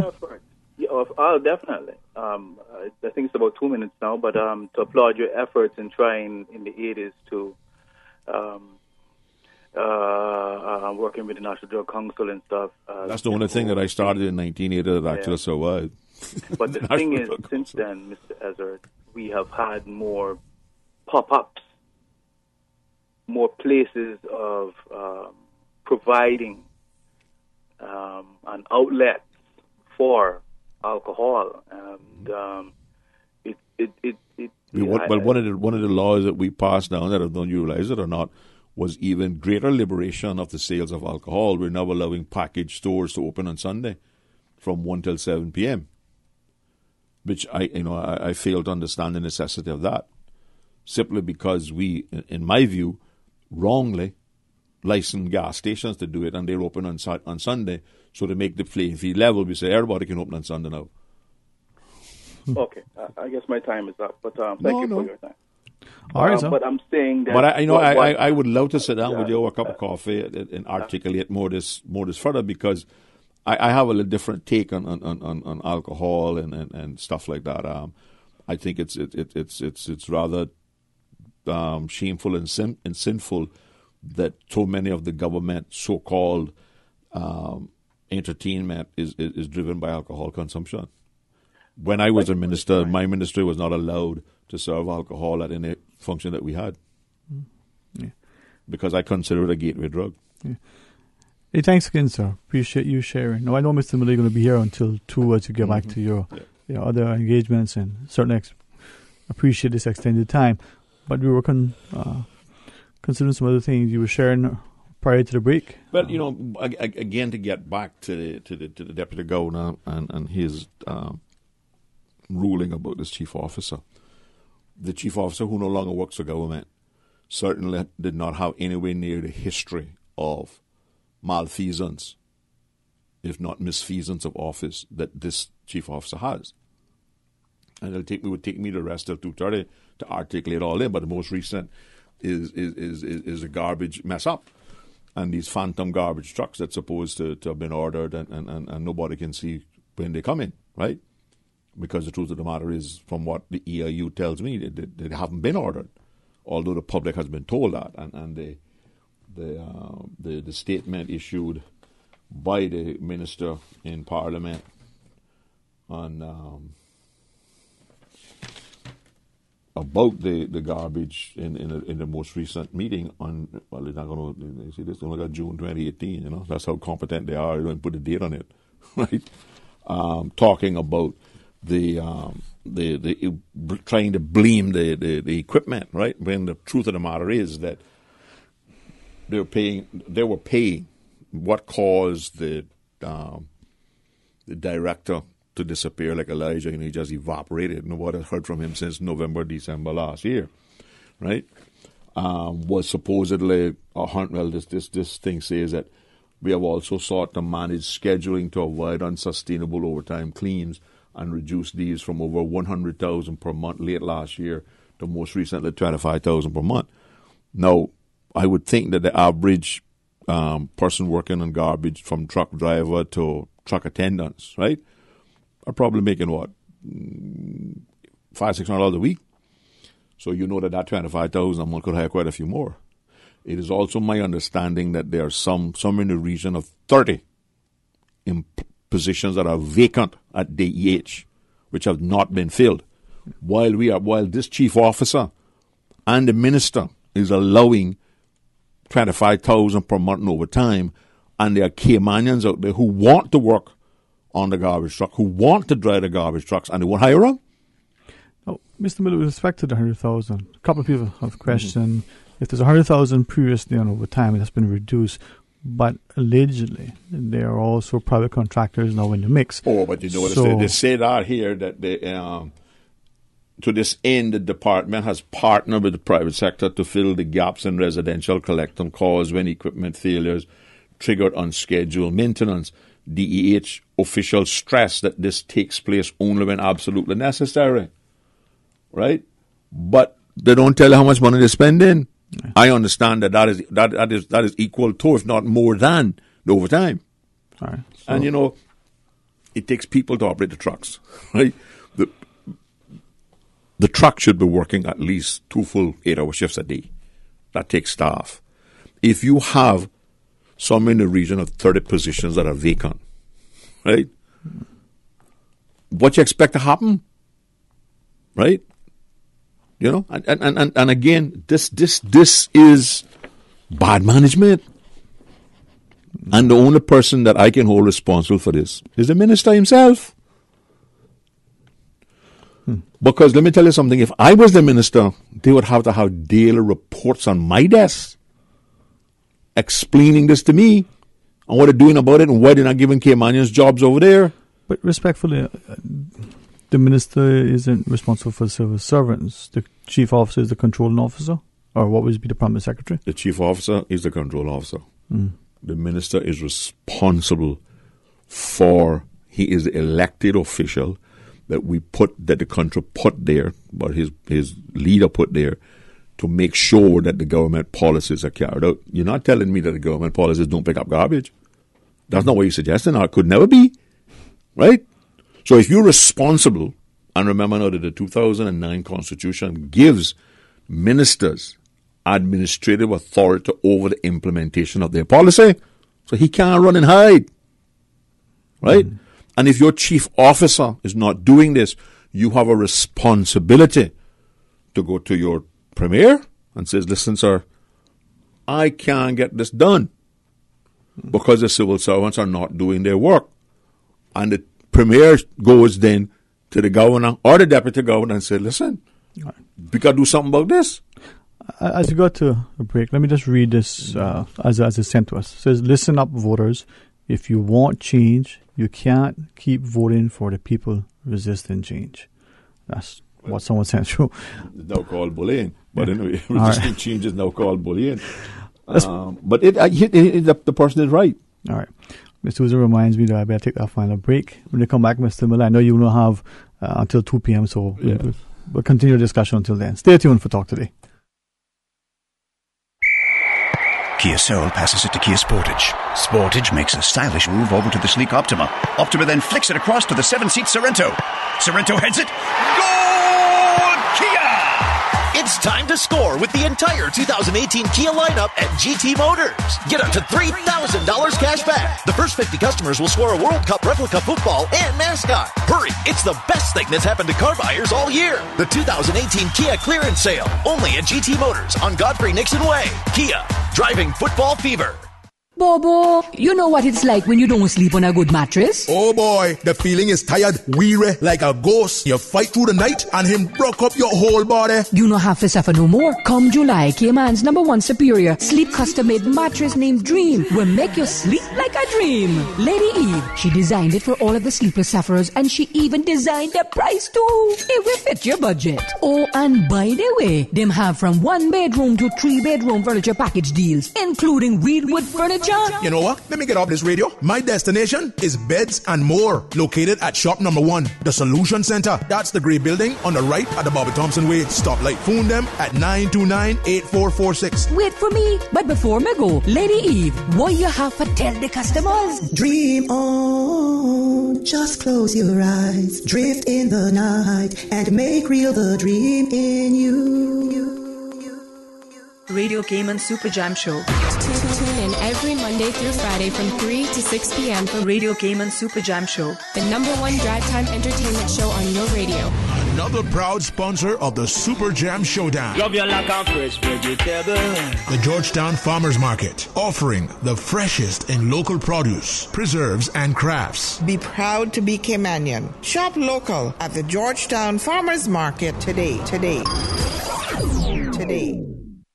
Give me freedom, give me fire. Cave Bar and Lounge in Northside, your home for all the World Cup action. Open daily from 10 a.m. with $70 bucket specials during all World Cup games and daily happy hour specials. Feel the passion, feel the fire, free the mind, and enjoy the game at the Cave Bar and Lounge, located on Frightsound Road in the Old Nico Norte. When I get older, I will be stronger. They'll call me freedom, just like a waving flag. So wave your flag. Cave Bar and Lounge.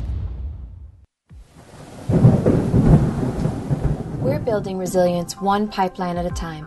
For the past 35 years, the Water Authority has been working to build a reliable piped water distribution network to better serve you in both fair and stormy weather. Visit our website or follow us on social media for useful hurricane preparedness tips and important updates in the case of an extreme weather event. This hurricane preparedness tip is brought to you by Water Authority Cayman, suppliers of the world's most popular drink. Nursing, education, social work, media studies, hospitality, electrical, plumbing, AC. Wow, I didn't even know that the University College of the Cayman Islands offered all that. Yes, all that and more, as well as event management and QuickBooks. They also did customized training for our staff last month. Hey, didn't your son just graduate from high school? Take him so he can apply for the fall semester. Pursue your academic and professional goals at UCCI. Admissions are ongoing. Classes start August 27th. Visit them or call 623-8224 to learn more. Talk today. But I do have some questions. Talk today. Cayman Islands' foremost listeners' participation program. Talk today. Because there are more questions than answers. What the public is saying. Waiting to take your calls right now. Sterling Dwayne Ebanks.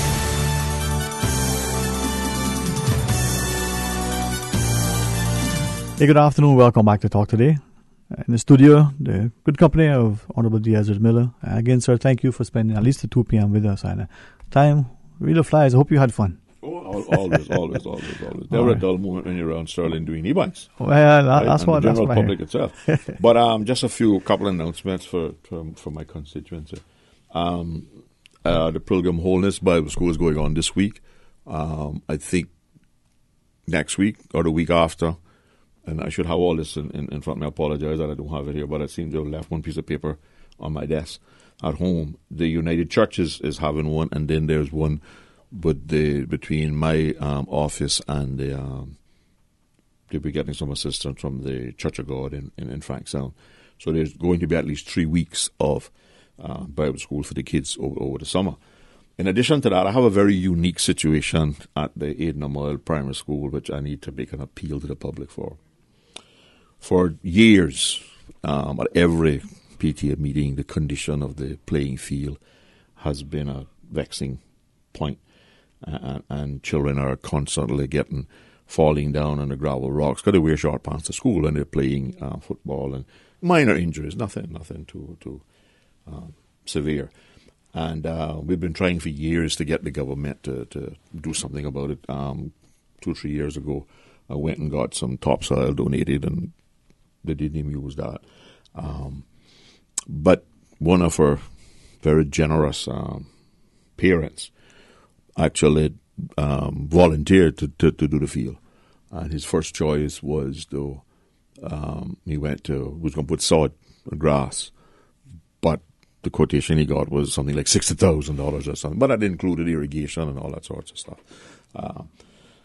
So he was at a conference in the U.S. about 3 months ago, and he got an opportunity to bid on a indoor soccer field. Some soccer group was going out of existence, and he bought the whole soccer field, right, and donated it to the Aidan Mile Primary School. He paid the freight from Chicago to Miami, and has been here now on the island probably 8 weeks plus, and I have been trying unsuccessfully to get the government to pay the freight here and to commit to using this material for the to fix up the field over the summer, so that come September the children will have a nice field to play on. Now, there's some discrepancies that because it was an indoor field and it has a 1-inch padding on it, which in my argument is perfect for young children because it's a better cushion than having the little rubber balls that they put in the thing before for the same purposes, for adults. But I have been trying unsuccessfully to get the government to do this. So what I want to do is I want to make a public appeal for people to donate. I need to raise about $6,000 to pay the freight and what will now be huge storage fees at the Port Authority, right? And I can't go to them to get it waived because I know there's no legal way to waive Port Authority fees, although we hear that some have been waived recently, but that's another story for another day. But I'm not going to ask him to do anything that's illegal. So I'm making an appeal to the general public to help me raise the $6,000 to pay the freight on this material and get it to Northside. And hopefully, if the government doesn't have the resources or the interest in getting it done, I can manage to get some form of grading done on the field, and we can just roll it out. And at least, even if it's not the way it should be, graded off properly, because we were hoping to put a little lean track around it as well. And Public Works is the one unit that I can say really worked with me to try to get a design done and all that sort of stuff. Unfortunately, that got thrown out completely out of whack because I'm still trying to figure out why. But what we're really interested now is getting the freight paid so we can get the material, and the port charges so we can get the material to Northside, because my fear is that pretty soon the shipping company is going to auction it for the freight. And that would be a terrible thing, because the school certainly needs the field repaired for the children, and so if you get anybody who feels generous can get in touch with me, and we'll work out a way to collect the donations and get the freight paid. But I really would like to get that sorted out and get the material to Northside, because it just looks so. This man has been very generous to the school, right? He has one child that attends the school, who's a very bright kid, but I don't understand why the government is dragging their foot on something that is so simple. If you could do it over summer, then it'll be ready for the new school year. Yeah, that's what I would like to do. I'd like to get the freight paid on it now and get the material on our side. And I've already contacted some of the quarry people to get prices on to try and get it done by the PTA. I wrote a government letter several weeks ago, asking them to do this, and that's after exchanging emails which went unanswered for months. I think the first email about repairing this field was sent August 2015, and there's a whole series of emails that were sent in January, February this year. No response from the ministry, and it's so unfortunate, because when you get this kind of generosity expressed by parents, we're always talking about we want parents involved, right? Now we have one parent who's been extremely generous. Just to give you the numbers, right?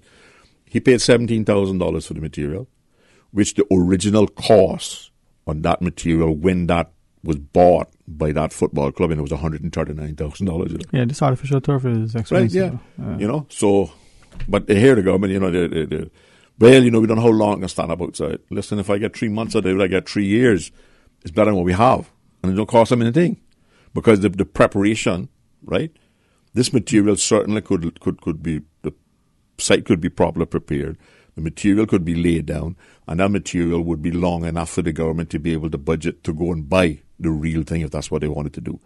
But again, I don't know why it's difficult to comprehend this kind of inaction and this kind of resistance to common sense solutions to what's going on. Well, from what you're sharing, it could be another example on a smaller scale of public-private partnerships where the community benefits we would like very much, because we're confident that people are going to step up. Have you tell us that it's been resolved? A man is calling me, on a weekly basis. I didn't call up until the day before yesterday. Yeah. What's happening? Why is this material not in our side? It's here on the island. Yeah, it's been on the island now. I tell you, it's got to be 8 weeks. Is it? 8 to 10 weeks. No. So you know what the storage on that is going to be. Well, and it's two flat racks. Yeah, now one $140 and $120, I think it is. So we needed $6,000 at least initially. Yeah, well, the freight alone is again, the trucking of it from Chicago to Miami was $3,000, but the freight from Miami to Cayman is $5,500 or $5,800 and they claim they gave me a good deal. Imagine what the real cost would have been. All right, but that's another thing that the government needs to look into to talk about affecting the cost of living, is the shipping rates that are charged between Cayman and Miami. by these shipping companies. But I'm sorry I have to leave. I apologize, but you were here, I had as an you said. appointment with a constituent, not really my constituent, but with a lady yesterday who wants to discuss a problem with me, and I had to confess to her when she called me yesterday. I completely forgot about it yesterday, so I rearranged it for today. So, it's not a good thing to stand up women twice in a row. Not a good thing at all. Exactly. All right, but thanks for having me. I enjoyed it. Thank you. We're going to pause and take a break. When we come back, it'll be open line for the remainder. Radio Cayman, maintaining the innovation. On a daily basis, making it easy to connect with you, our listeners. Add us to WhatsApp today, 925-3261. That's 925-3261. Radio Cayman. Send a text or voice note. Can I send a request, please? You don't really have to ask us. Just send a request. This is a shout out to my ex. Radio Cayman, the voice of the Cayman Islands. Radio Cayman, maintaining the innovation. You are listening to Radio Cayman, the voice of the Cayman Islands. Radio Cayman. Radio Cayman's newsroom.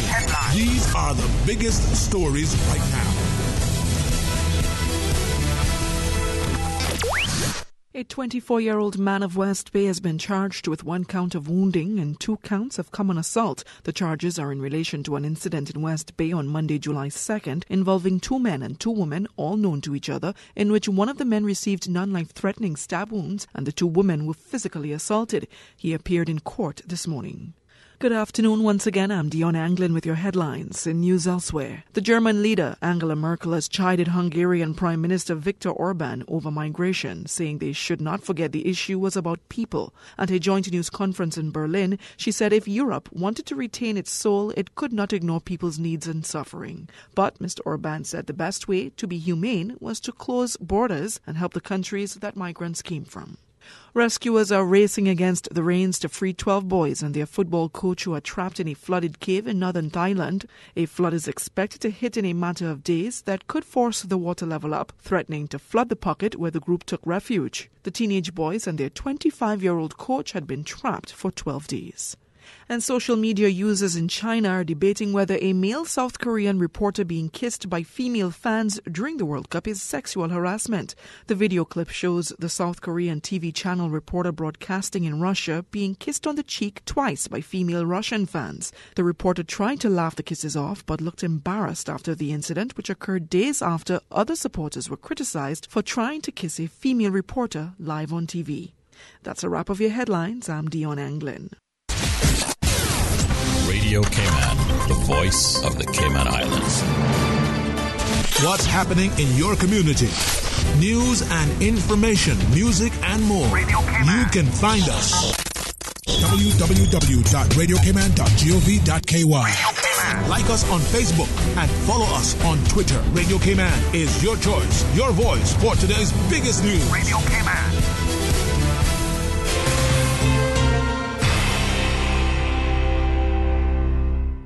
Talk today. But I do have some questions.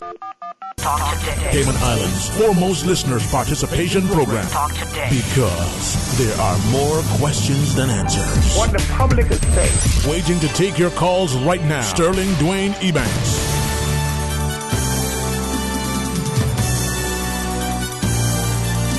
Hey, good afternoon and welcome back to Talk Today. Again, special thanks to all of our sitting members of the Legislative Assembly who come in, and whether it's with me or Mr. Art Connor, and sharing their views directly with the public, giving us a chance to hear from them, as to what unfolds, allowing the public to hear and equally engage. So open line, 949-8837, 949-8037, or toll free with the compliments of Flo, 1-800-534-8255. A couple of interesting comments came through our WhatsApp as Mr. Ezra Miller was leaving. Some was commenting that he's certainly a true North Sider, and it's really as a couple have shared here. Let me just read them up. Saying it's good that we have more and more people. This one reads, says, thank you for saying it as it is in plain language that the man on the street understands. Says the wheels of justice grind slow, but time takes care. You know, of those, including civil servants, who may be considered protected. Now, it's open line. What's on your mind? What do you want to share with our listeners? Interestingly, a number of you have been, as you said, very consciously, very deliberately listening to both the elected members, to former parliamentarians, but as one young lady shared, specifically to some in the private sector who are making comments in relation to what potentially could be an independent or more autonomous Cayman. She put something on the table to us, and I haven't had a chance, with her consent and sort of almost insistence. She said, "Why don't you put it out there, and then you can share it with others, and others share it with others, and see where it goes." She says, a Cayman in 5 years or 15 or whatever the timeline becomes either a semi-autonomous or an independent nation along the lines of what she understands exists within the City of London, and not necessarily fully independent, but certainly more so than we are now. And given that we share similar sort of features as the City of London in relation to our status in the global financial environment, would that be what is being expected or proposed, behind the scenes, by that, as she puts it, the invisible hand? Now, many of us may be better aware of it, some of us may be unfamiliar.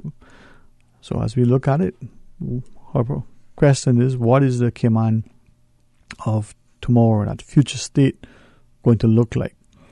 Her view, well, she wants, greater infrastructure, physical infrastructure, better public transport that is safe, clean, efficient, that can move her from, on Grand Cayman, West Bay to East End, relatively quick and efficient, but not to ignore Camelback and Little Cayman. She said, for instance, on a recent visit to Little Cayman, she was thinking, some of the roads aren't developed the way that some people might like, but why not take the opportunity now and insist that whatever type of transport we put there, that it isn't, high-powered, diesel guzzling sort of exhaust that then, means to transport people. What about on the back? But come back to Grand Cayman, she shared, just driving in, whether it's the big buses, whether it's the public transport vehicles, whether it's the heavy equipment or even our own personal vehicles, more and more we're seeing the vehicles emitting noxious fumes, not just to punish the people, but it's their way to ensure that we look after our environment and reduce as much as possible the pollutants. Start with our vehicles, control much of the emissions. Now she says that in her sort of training, her engineering background and the like, there are things that we can do. There are many of the newer vehicles, once they're properly serviced, that the emissions would be a lot less. But we're not using the opportunity to ensure that we, very actively reduce emissions, and we encourage, operators of vehicles to keep their emissions as low as possible.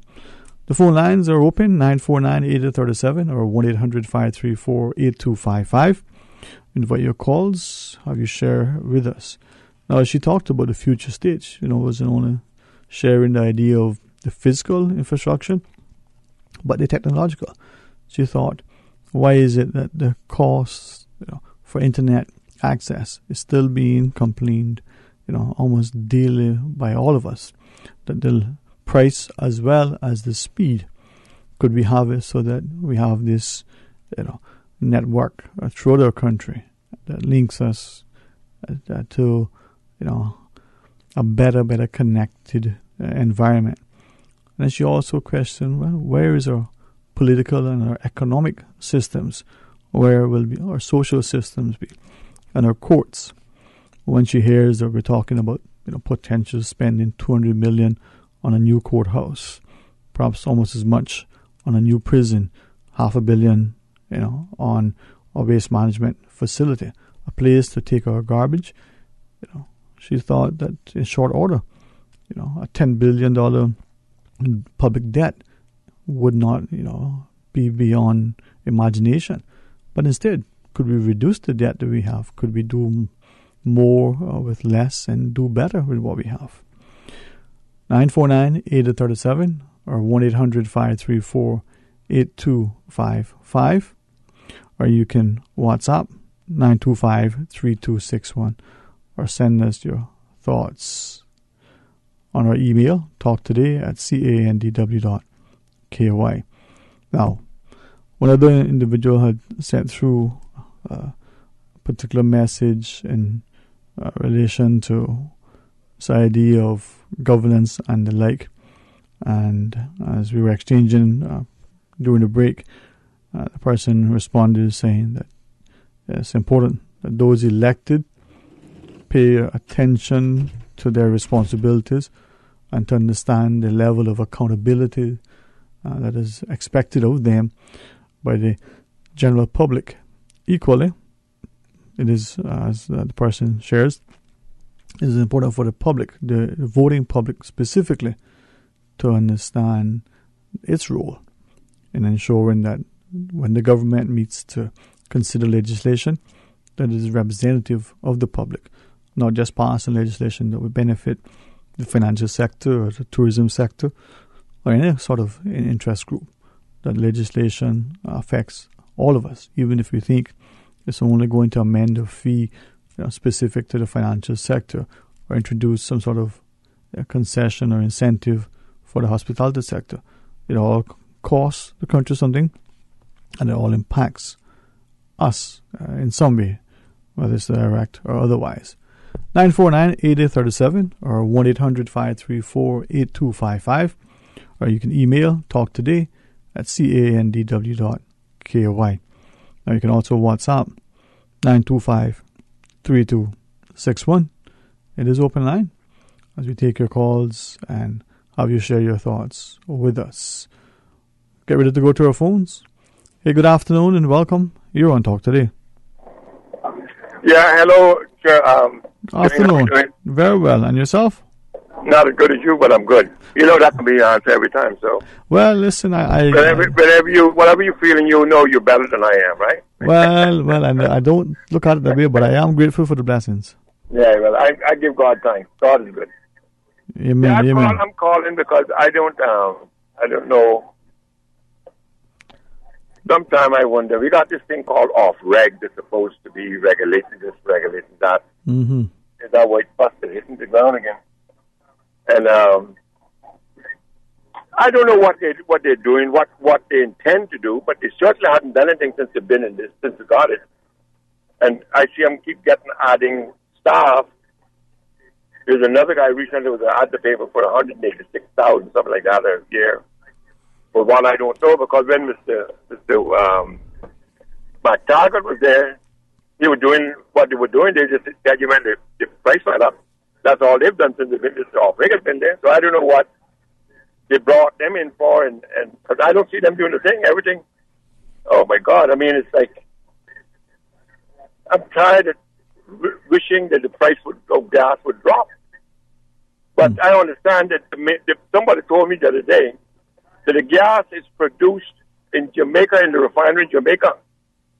But we won't ship direct from Jamaica. We got shipped put it on a ship and then go to Texas or someplace, then come back to drop it off in Cayman, which are apparently what they're doing. They charge us then for this long trip they had to make to get the gas or something. I don't know.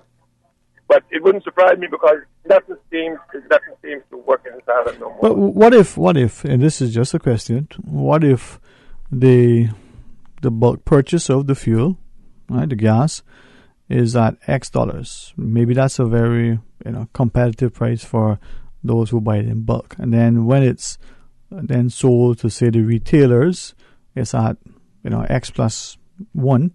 And then that sum, when the retailer then takes it and sells it to us, the consumer, it's a little bit extra again. So maybe the profit sometimes are accruing to that initial sort of vendor, and we as a consumer are willingly absorbing the cost because we feel that we don't necessarily have a choice, or we're not an informed, advocating consumer. Let me put it this way. Yes, sir. This is the only place in the world where I see a space this size, and no nation, no big country, that we have in these up to that came out of the gas station there. I think it's $30-something thousand they're giving away for prizes now, or a prize cash money. Don't tell me something ain't right wrong, because I lived in the United States for 28 years, and I know you might see sometimes they might have some kind of little thing there, but I've never seen any of them companies give away that kind of money. They're making too much. They're ripping us off. I hope they're listening. The gas companies are ripping us off. It's the only place in the world where you got $4, call it $5, some place, almost $5, and you change that into U.S. dollars. We don't pay taxes. We don't do none of this stuff, and yet government doesn't do a thing about it. They don't want to. I understand that someone told me there were people in government that was involved with the companies. I mean, we must stop this stuff by destroying poor people. Well, you certainly have many people who would share with you that they find it increasingly difficult to make ends meet. So, hear what you're saying. So, anything else you want to share with us? Yeah, I will talk about this. I'm going to go on to this. That when you hear him talking about the price, the inflation. Inflation is destroying this island. You know what happened? And I talked to people in government about it. We have to stop letting any Tom, Dick, and Harry come here that wants to open up a store or a beauty parlor or a church or whatever it is that's going on here, because we're getting too many of these people compete with each other and they're not making no money. So when you found out they're not making, I'll give you an example of a smart guy. You see that al fresco store in Westfield, that little restaurant there? Mm-hmm. You can go there and you can get a full lunch for $8 on the beachfront, You can sit on the beach for $8. You go to some of these little fast food places, they won't charge you $12 and $10 and $8 for. How come this guy's surviving? He's smart. He's looking at volume. He's not looking at price. If he can sell $200-300 meals a day at $8, the guy who's up to want $12, he might sell two. That's where he's going broke. You see? But we must stop letting people start businesses that we don't need. We got enough beauty parlors. We got enough liquor stores. We got enough this, enough that. Government has to step in and say, it's enough. And then you see the inflation drop. As the population go, people will make a little more money. But nobody listens. Everybody got to do it their way. So, okay. Well, hopefully, we start to see the economics behind some of the things and think more strategically. Hey, thank you very much, sir, for sharing your views as you do often. Certainly appreciate it. Let's pause, take our final break. When we come back, we'll invite the other callers and join a few on the queue. So please stay tuned for Talk Today. Satisfy your World Cup cravings at Merengue Town. Now under sole ownership by Mr. Johnny. $15 bucket specials during the game. And after game time, it's party time. With Karaoke Wednesdays, the Friday night party with DJ Bambino. And on Saturday and Sunday, get your sweetness on with DJ Sugar. Enjoy free finger foods and soup. And don't forget about the fried fish specials. Only at Merengue Town. Located in Georgetown on Boilers Road off Walkers Road. Merengue Town. It's time. Feel the rhythm. Time to feel the vibes. It's time for Merengue Town. Important notice for all contractors, including general, civil, residential, building, and trade contractors. The Department of Planning would like to inform you that in order to pull permits and request inspections, your company must be registered with the Builders Board by July 31st, 2018. Failure to register with the Builders Board will prevent you from seeking permits and inspections. Fees and applications can be found online at www.planning.ky. All applications and fees for all contractors must be submitted by July 31st, 2018. Water Authority Cayman wishes to advise its valuable customers that planned sewerage infrastructure works will occur in the vicinity of the intersection of North Church Street and West Bay Road from approximately 6 a.m. to 5 p.m. on Sunday, the 8th of July, 2018. Works will occur between the location of the newly approved boutique hotel opposite Kirk Market on North Church Street and an existing manhole opposite Baytown Plaza on West Bay Road. During this time, it will be necessary to keep one lane of traffic closed at all times. Northbound traffic will continue to have access to West Bay via West Bay Road and North Church Street, but southbound traffic will be diverted around the work area via Eastern Avenue and Bodden Road. Traffic signs will be posted in the general vicinity, and all motorists are asked to drive with caution to ensure their own safety as well as that of the Water Authority staff. The Water Authority appreciates the patience and understanding of the motoring public as it upgrades its wastewater infrastructure to better serve its customers and apologizes for any inconvenience this may cause. Welcome back to Talk Today. 949-8037 or toll free at 1-800-534-8255. Let's go to our phones. Good afternoon. You're on Talk Today. Okay. Well, certainly invite our caller to rejoin us, or anyone else who wishes to do so. It's open line for the remainder of our program. 949-8037 or toll free at 1-800-534-8255. Quick sentiment shared with us during the last break as I was looking at it from the individual who was saying, picked up on a caller who shared earlier, the cost of living in the country, they said, is extremely high, not necessarily relative to other places, but for those who are affected by it here. That high cost is only making it difficult not only for the low or decreased wages being paid by some, but the taxes, yes, taxes that many of us are paying. And it says that the governments seem to be unwilling to address this idea that they need to control costs, reduce the cost of living, and look at the quality of life. Let's go to our phones. Hey, good afternoon and welcome. You're on Talk Today. Good afternoon, my good friend Dwayne. Hey, good afternoon, man. Hope you're doing well. Yes, okay, looking at you, the best one. Gee, boy, I hope your glasses are foggy so they, doesn't scare you too much. Man. Dwayne, just I want to tell you this issue of the bus service. Yes, sir. To come down from north side or from east end or to go up, those buses' behavior really uncivilized. Not everybody, I mean some of them. Their language is not good. Number two, they don't want to drive their full route. Like if a bus going from Georgetown has to drive through north side, go east end and turn and go back to Georgetown. No, they turn from the middle of the road. If somebody tells them, I am going north side, he said no. His route, he have to drive to north side, go through to east end through north side. Mm-hmm. But they don't drive their route. And the inspector sitting there in the corner where the junction, when you turn to north side and you go straight to east end in that junction, and you go complain to the transport officer, he tell you I can't do nothing about it. So if you can't do nothing about the driver, so why you are employed? Why you are employed? Why you are collecting a salary and you're not doing your job, right? And then some drivers, they are driving like crazy very fast.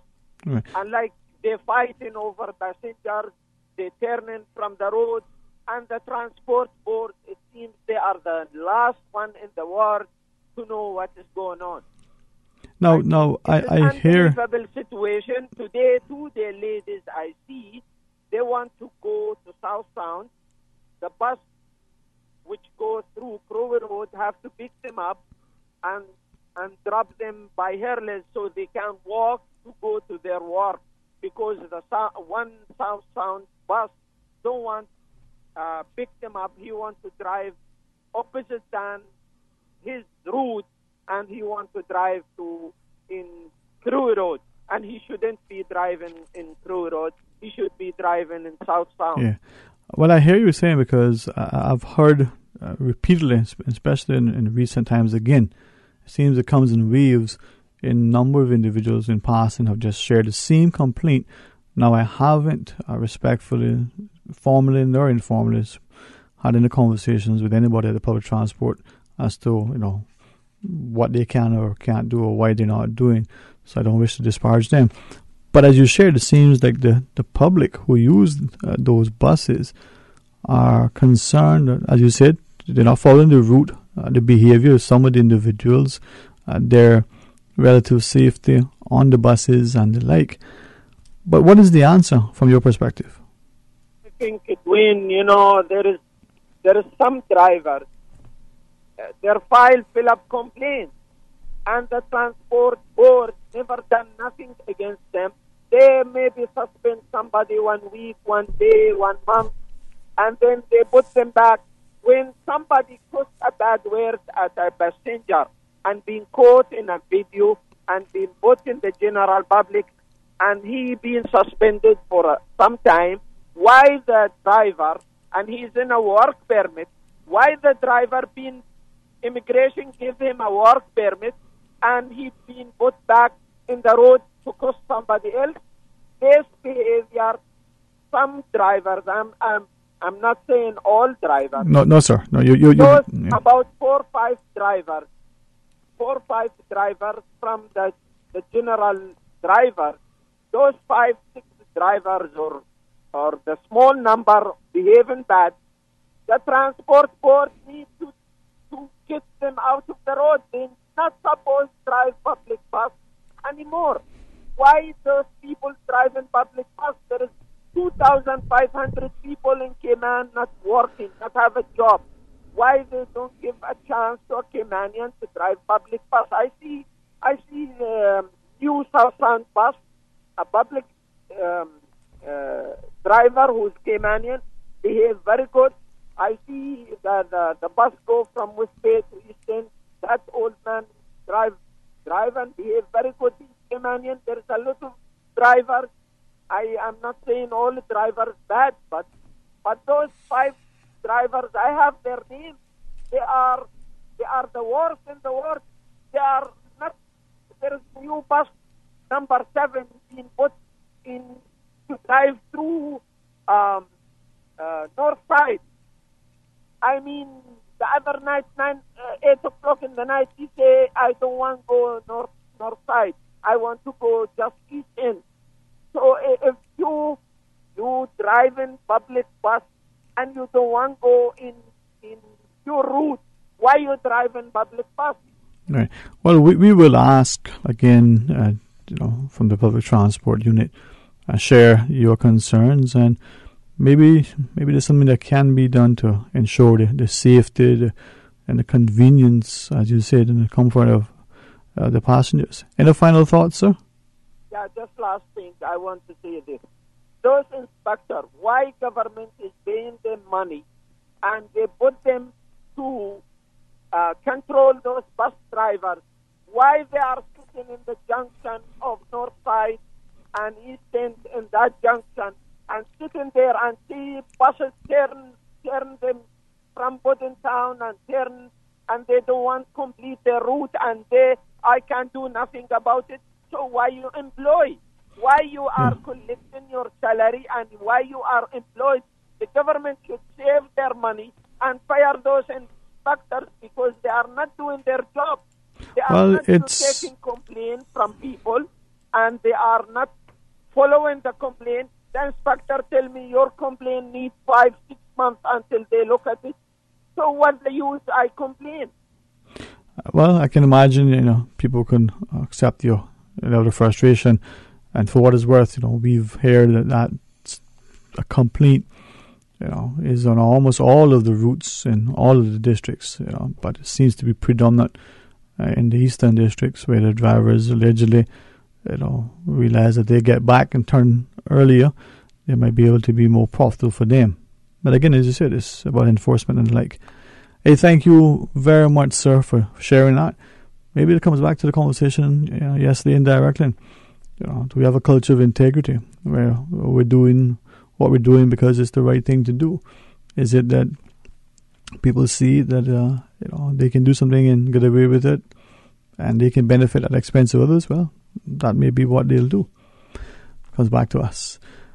Well, appreciate that caller. It's been a while we haven't heard from him. Glad to know that he's able to share when he wants. Invite others to do the same. Tomorrow is Friday. I want you to be a part of our discussion. Please join me. Start calling in the morning for the record. All right, Miss Susan. Tomorrow's Friday. Yep. I was thinking tomorrow's Friday. And she wants to give me another work day. That's good. Tomorrow is Friday. So join us for all of our program here on Radio Cayman. Start off your morning with Susan in the morning, get your praise and worship on, and then continue on for the record, and then be with us for a talk today right after the midday news and midday meditation. But now, as you take us through the rest of Thursday, Miss Susan will share some special songs with you. You can always WhatsApp 925-3261 if you want us to play it that way, or call us and tell her, hey, I'm looking for maybe some Ernest Stubb you want to hear. I don't know. Susan will play that, some old songs, or you may want to leave that for Saturday. We'll know what to do. You call and request it, she'll play it for you. Hey, until tomorrow, be blessed.